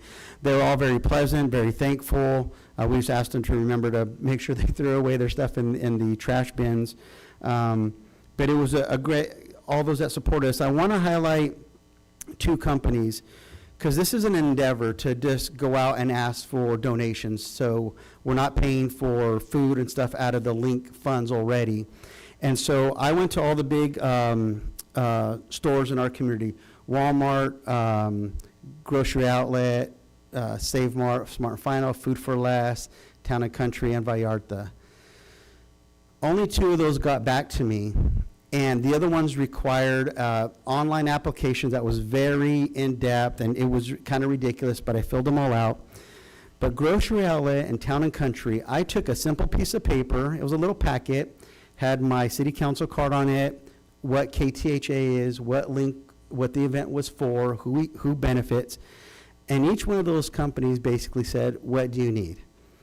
And so, as big as these companies are in our community, we talk about economic development and pride in our community. The other ones create great tax revenue, they employ individuals, but I appreciate when I can go in person to these kind of locally owned businesses, and they say, yes, we got you. That takes a lot off of me of having to fundraise and having to go around and shake a can. So when you're out there thinking about shopping, I appreciate that those two continually step up when I ask. Not that the others don't do for other entities, but I went through the whole process and never heard back from any of them. So that's my report for that part. Thank you. Love that and love the leadership you're showing there, Councilman Beltran. All right, last one, Tulare River Improvement, JPA, Councilman Green. Oh, Vice Mayor McCurvey. There wasn't a lot at the quarterly meeting. The update is that we're still in need of funds to finish the project for the weir, even though we've had the ribbon cutting and we're now in the process of utilizing the extra acre footage in our reservoir. Thanks, Dan. So there was some discussion about some wells that the Army Corps of Engineers is going to abandon so that they can increase the amount of water that we put in. So they're telling us that it's going to take about 2 years to test all the head pressures and how to make sure that they can use it to the full capacity. So we're still in that process. So we're working to get some waivers to speed that process up. And that was a discussion. I think the other discussion that we had, and this is even back when Mike was still with us, was that we really would like to, in this review of the recreation pool, meaning now that we can put 30,000 more 30,000 more acre feet of water in there, the recreation pool is going to be able to be bigger. And it's important for the local economy if we can make sure that we don't just empty the lake. And you notice that there's only 10,000 acre feet left in the lake after it was full. And you know, you got to get it down by October, but if they could extend that past Labor Day, it's better for our economy. It's better for the folks that come here and travel here and go to our lake and spend money and go fishing and go boating. And so the conversation, a lot of the water guys don't want to hear that anymore because they want their water and they want it now. But we had a great conversation about maybe slowing that down a little bit, adding a couple of weeks. So as we go into the next year or two, we're hoping that we can influence that in a positive way so we can get the win-win. Remember, the dam is created for flood control. So as a flood control dam, you got to make sure that that's first and foremost. It isn't storage until certain parts of the year. And then part of the storage agreement is recreation. So recreation, storage, flood control first. So we're really trying to influence that decision here in Porterville because, quite frankly, there's a lot of people that don't live around here that are making the decisions on what goes on at that dam, and we were trying to influence that in a positive way because we just saw through the flood how important it is that we have some influence on how that water is managed up there so that we can reduce the risk if we have another situation. So as we go through the next couple of years, we're going to continue to review that and see if we can not only increase the recreation pool, but maybe extend the summer season a little bit so that we can improve our economy. Great comments, great comments. Okay, oral communication. This is the opportunity to address the city council. Unless additional time is authorized by the council, all commentary shall be limited to 3 minutes.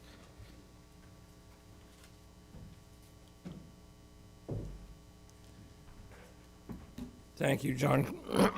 Excuse me. John Coffey, contact information is on record. First of all, a couple of alternative sites for the obelisk would be out in front of the police department or across the street over here in Centennial Park. Second of all, through my travels around the county, there's a lot of people in Tulare, Visalia, Fresno, Bakersfield, not aware that Porterville is the oldest continuous, emphasis on continuous, Veterans Day parade west of the Mississippi. They were not aware that the Veterans Day after 9/11, there was one flyby in the valley. not Bakersfield, not Fresno, Porterville. 3 FA-18 Super Hornets, fully armed and loaded, came screaming up Main Street at about 1,200 feet AGL above ground level. There were no safety tags whatsoever. This is one of the biggest Veterans Day parades in the entire country. Let's get it televised. Let's get some publicity. Does it cost us a few bucks? Yeah. There's only one thing you get in life for free, and I'm not going to go down that path, but I think you all know what I mean. Thank you. Thank you, Mr. Coffey. Brock Neely, address on record. A lot of those charter amendments that you have on there that want to trigger special elections, if you had a single issue special election today in the city of Porterville, it would cost the taxpayers $140,000. Be careful what you ask for, because we don't have a lot of money to piss away on special elections. The other thing is, I'd like to see something brought forth in the not too distant future on the Community Civic Events Ordinance 1326, removing the 30-day requirements that you're not adhering to it. Because if you reject anybody else for not having a 30-day application, you're hypocrites. And Mr. McCurby is one of the biggest hypocrites because he was complaining about the the selection process for the city council. How about how you rigged it so I couldn't be on the charter review committee? Thank you, Mr. Neely.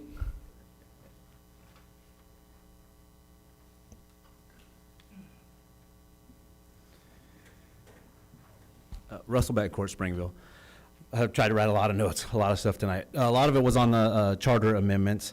I was just curious, are we going to be able to have a draft from the committee, whatever they gave you? I know I saw what was in the packet, but do we have a draft of what they had proposed to you guys, since there was a committee on that? Self-maintaining, I'm all for that. I think it's a great idea, self-maintaining our roads.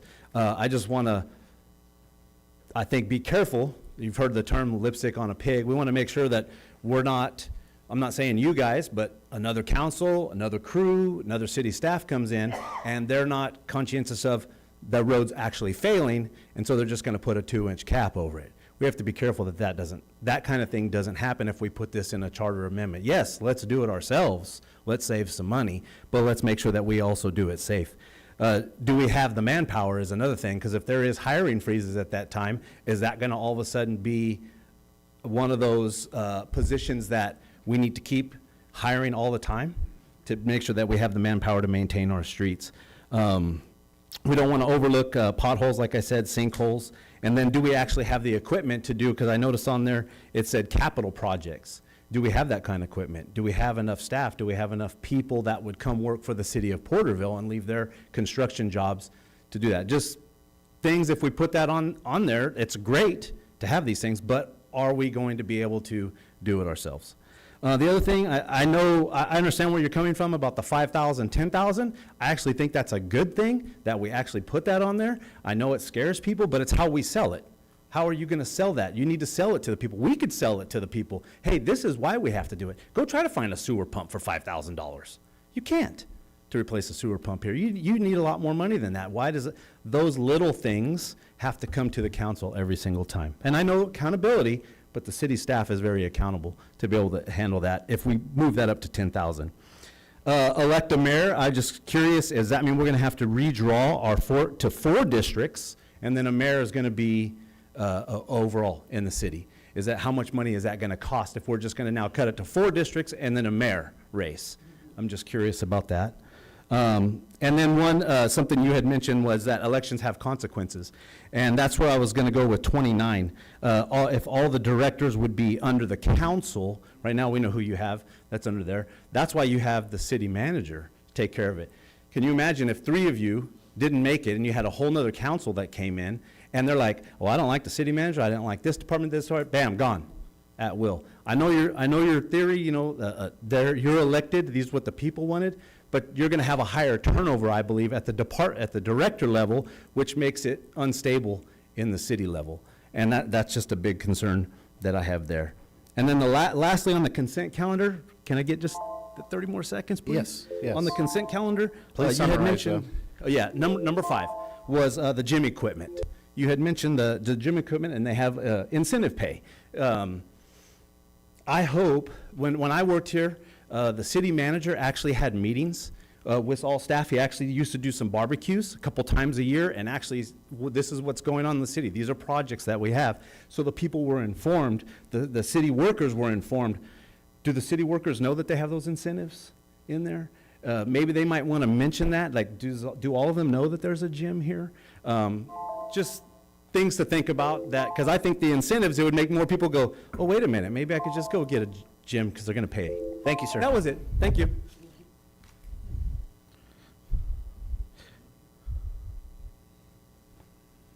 Greg Sheldon, 88 North Williford Drive. You know, I was wondering when we chose that name for that park, why we didn't think Shelton Park or Generous Neighbor Park or something like that, you know, because I sold the property. But I do want to give you a little bit of trivia. I actually like the name because I liked Santa Fe, but it was a little overdone, I think. Overland was a good thing. That's actually, because I'm the one that owned it, it's actually the Minkler line from the Atchison Peak in Santa Fe. But you got me thinking. I have the old original railroad maps when I bought it, and I thought I was thinking about Miss Weaver, and I might take one to her, and it might make a neat little mural or just something to stick up over there if you're going with that theme and such. And I actually have some of the old deeds from the 1914 when they bought the property, so it might be something to add in there in a different angle. I want to thank you guys for being so generous with your all your accolades for everything we did, you know, Clayton and Fernando, and I didn't mention Don or Taha or Mr. Oh gosh, but I'm going to forget one of them. They're going to get mad at me. Smotherman. Anyway, but I did like something that the mayor, I think the vice mayor both said, and even Mr. Bettencourt said, is we got to sell it. So once we get it worked out, I think it would be great if like this last Pioneer Days would have been a great thing to have a table, and then maybe some councilmen can work some shifts, and we'll come out there and try to sell it. You know what I mean? Because I think that would make people feel a lot better.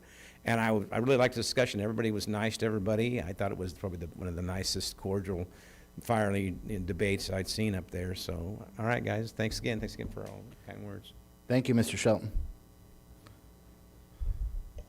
Okay, I'm not seeing anyone else. We'll go into other matters. Councilman Rivas? No comments. Councilman Beltran? I just wanted to, totally forgot the volunteers for the link. I mean, there's a great committee, great volunteers, unpaid, dedicated individuals, and I just want to thank all of them for giving up their time to come and serve others. There was a Redo It downtown block party that was really interesting. Gosh, it's on 9/27. I can't remember how long ago that was. But it was a great little event. It was later in the evening. Main Street was closed down. They had food vendors, some music. There was a little dog parade. There was a lot of interest, so look forward to seeing what that looks like later on. I know, similar to the downtown committee, they're just trying to promote the downtown businesses and activities. Weather was great later in the evening. Just a great time. Look forward to this Saturday, the Tule River Parkway ribbon cutting, Phase 3 at Fallen Heroes Park at 8:30 in the morning. After that, at 9 a.m., there's a 5K run. I was hoping to be to that, but my son's got an event in Visalia, so unfortunately I won't be able to make that, but I'm sure it'll be very successful. There's been some ongoing issues with sidewalk vendors later in the evenings, sometimes on the weekends. Just want to put it out there, you know, that's illegal. There's a process through the city that people can look for sidewalk permits. A lot of it has to do with safety, and other part, you know, was brought up earlier by Meister Senior about just looking out for the greater good of the community, whether it's local businesses that have a brick and mortar store that are paying taxes and all that, that people are utilizing those businesses Safety is a big issue, whether it's the food or the environment. There's no restrooms. Sometimes there's no trash cans. And so we don't like for me at least personally, I don't like the look of the city when I saw one pop up at the 99-cent store, like 9 o'clock at night. That's not what I think is healthy for the city. I know we'll look at some other options that can maybe benefit some of these individuals, but I appreciate code enforcement, PD. That's not on the top of their list, but I appreciate when they have free time to help back up code enforcement, just to, again, support local businesses and not have kind of illegal activity going on. Let's see.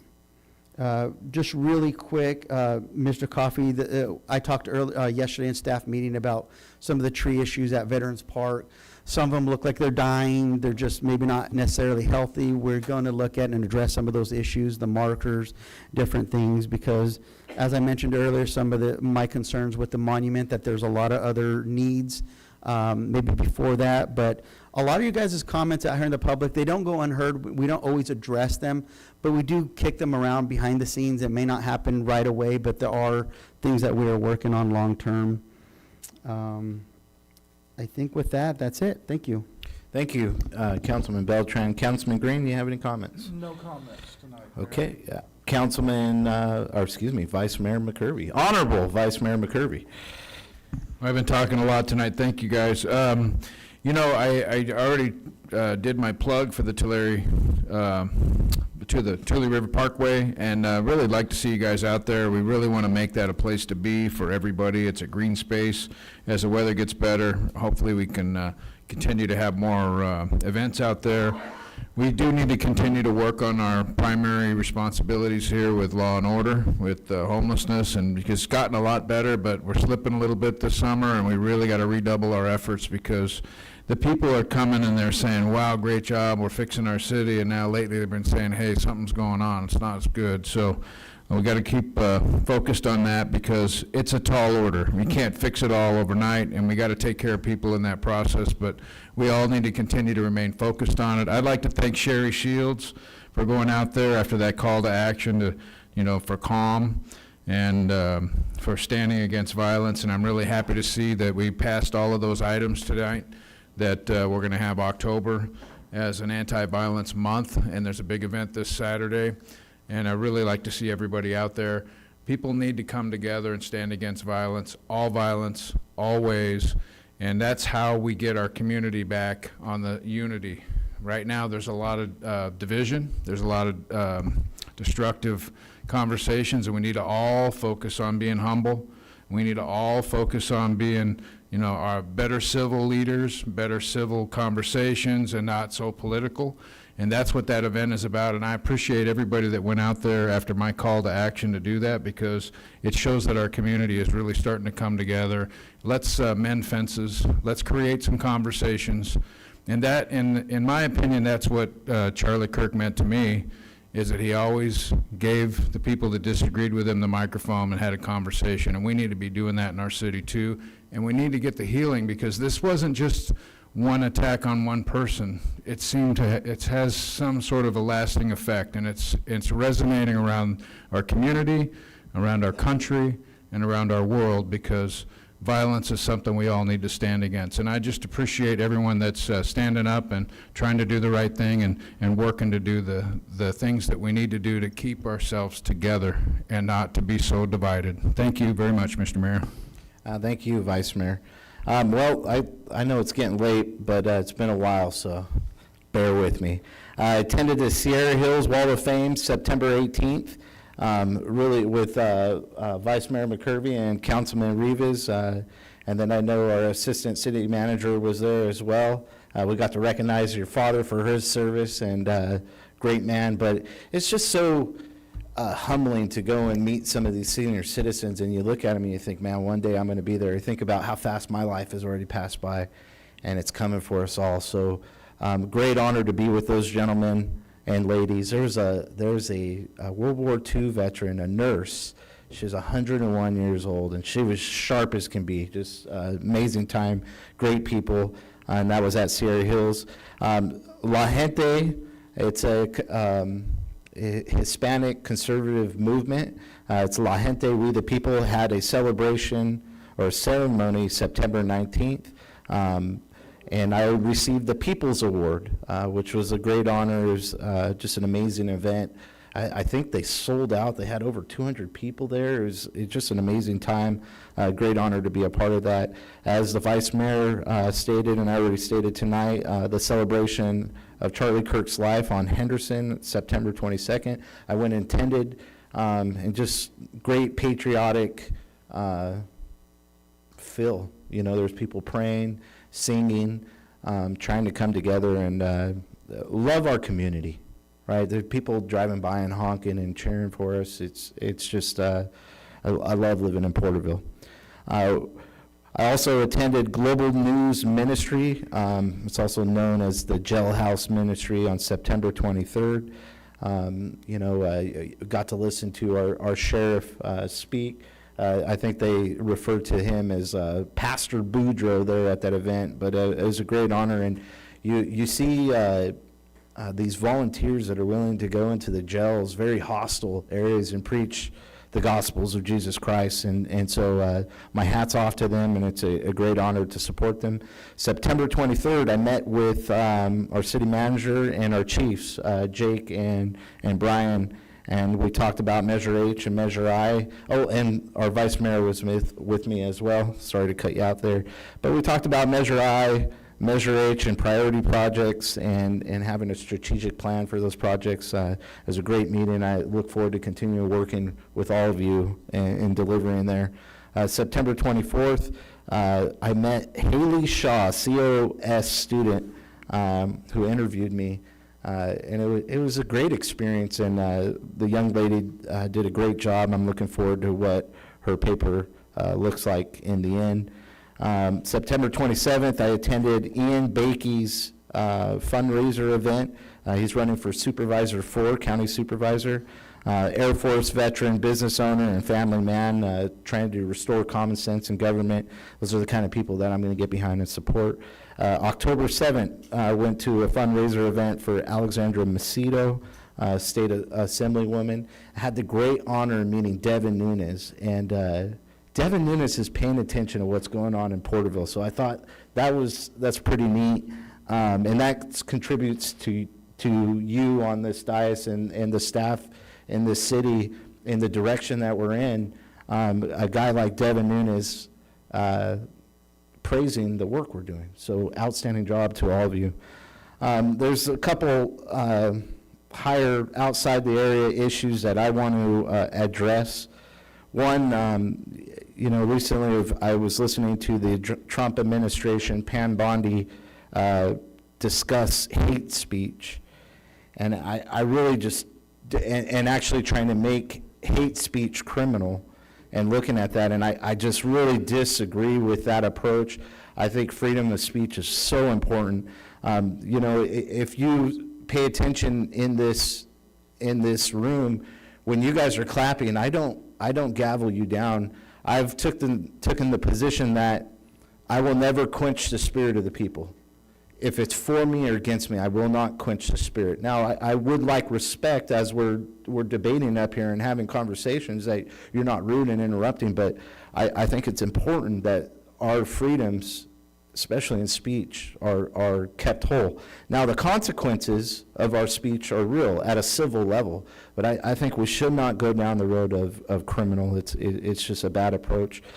Digital ID, Great Britain's pushing this thing, and the prime minister there in Great Britain said that you will not be able to work unless you come along with digital ID, and it really, it's a frightening thing. Listen to Vice Mayor, he works in this industry, and he's telling you what Walmart has the capability of. When you walk into their store, they know exactly who you are, the camera systems, the AI, it's all there. And what you see in China, communist China today, is that exactly. You cannot purchase, you cannot go anywhere without your digital ID, without your phone, and them tracking you and marking every move you make. It also brings me back to the vaccine passport, the digital vaccine passport. And so I know that it's not a city issue, but I think it's so crucial that we speak up, because silence is acceptance. Dirty cops. You know, Valley Voice put out a hit on our police department, Porterville's finest, and it's disgraceful. They put something that happened in 2019 and brought it up today like it's happening. And I was really disappointed, and I can't help but think, why don't they talk about cops like Comey, the FBI director, who spied into the Trump administration and did so many corrupt things, or the 256 FBI insurrectionists on January 6th. They do not address these issues, but they'll come after our police department. And then to our chief of police, agenda item number 28 tonight, the opposition to 1234, where you see our state legislature trying to undermine what the people passed with Proposition 36. They're going through back doors and trying to undermine what the people want. We're tired of the crime in our streets. And so I want to thank our chief for bringing that forward, and I'm a great supporter of it, and I'm great support of your leadership in this city. Thank you. For something major, and that is designating Antifa as domestic terrorists. You know, I think back to before I got into politics, and COVID-19 was a great awakening for myself, where I realized how important local politics are. And I think of at that time in 2020, 2021, where they were labeling parents who would go to school board meetings as domestic terrorists, Catholics who would go and pray in front of abortion clinics as domestic terrorists. We, here in Porterville during the George Floyd riots, we had people bust into our city from outside of town to riot. That happened. And so we really have to look at the funding mechanisms of Antifa and what is coming from this. And I'm just really appreciative of our president's lead on bringing Antifa or domestic terrorists, real domestic terrorists, to justice. We need that in this country. With that, I'll go to city manager if you have any comments. Just a couple. Just want to say thanks to all the staff, Donnie's department, Tanya, for the Pioneer Days and Rib Cook-Off that happened this past Saturday. That was a fun event. A lot of people in the community came out. Great food, excellent booths. So excellent job, Donnie and your team. Really, we're going to celebrate this Saturday for the completion of the Tule River Parkway Phase 3. I know you mentioned that, Vice Mayor, but it's just important. We invite all the community to come out and celebrate that wonderful project. Millions of dollars have been invested down there. It's beautiful. It's safe, and come enjoy it. There's a 5K walk and run right after. Appreciate Councilman Beltran's comment on illegal food vendors. Illegal food sales without a city business license and a county health permit are illegal. It hurts our local restaurants, and it's going to be enforced. Please work with us to get permitted and operate safely and fairly. Want to highlight the Main Street improvements. Just a quick update. Construction is progressing well. Crews have recently started painting the light poles. All of these improvements are going to be completed in time for the Veterans Day Parade. It's going to look beautiful. Just to note, the parking lot, Main Street parking lot, will start in the spring of 2026. I also want to give a shout out to our police department for their recent work apprehending those responsible for graffitiing and damaging our public spaces.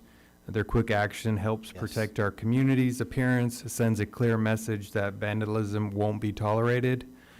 I also want to recognize, again, our parks team for stepping up this week to clean up a property that had become an eyesore. Their hard work makes a visible difference in keeping Porterville looking great. Thank you for code enforcement as well, and the parks for their dedication to our community. In kind of speaking towards the theme, we had CSET talk about Make a Difference Day. We're cleaning up our community. On October 18th is the city's fall cleanup event. You can bring all your items to the city yard. Just show your water bill. We'll let you come as many times as you want. It's our fall cleanup, so I encourage the community to take advantage of that. And then last, thanks. I appreciate the council for approving The items on the consent, one of them is improvements for this council chamber. We're always looking for ways to improve it. We'll have new technology coming, improvements to the TV screens and the voting boards, as well as our cameras. It'll not only make the experience more uniform and better here for attendees, but also those that are online will have a better viewing experience as well. So, thank you, Mayor. Thank you, City Manager. With that, the meeting is adjourned.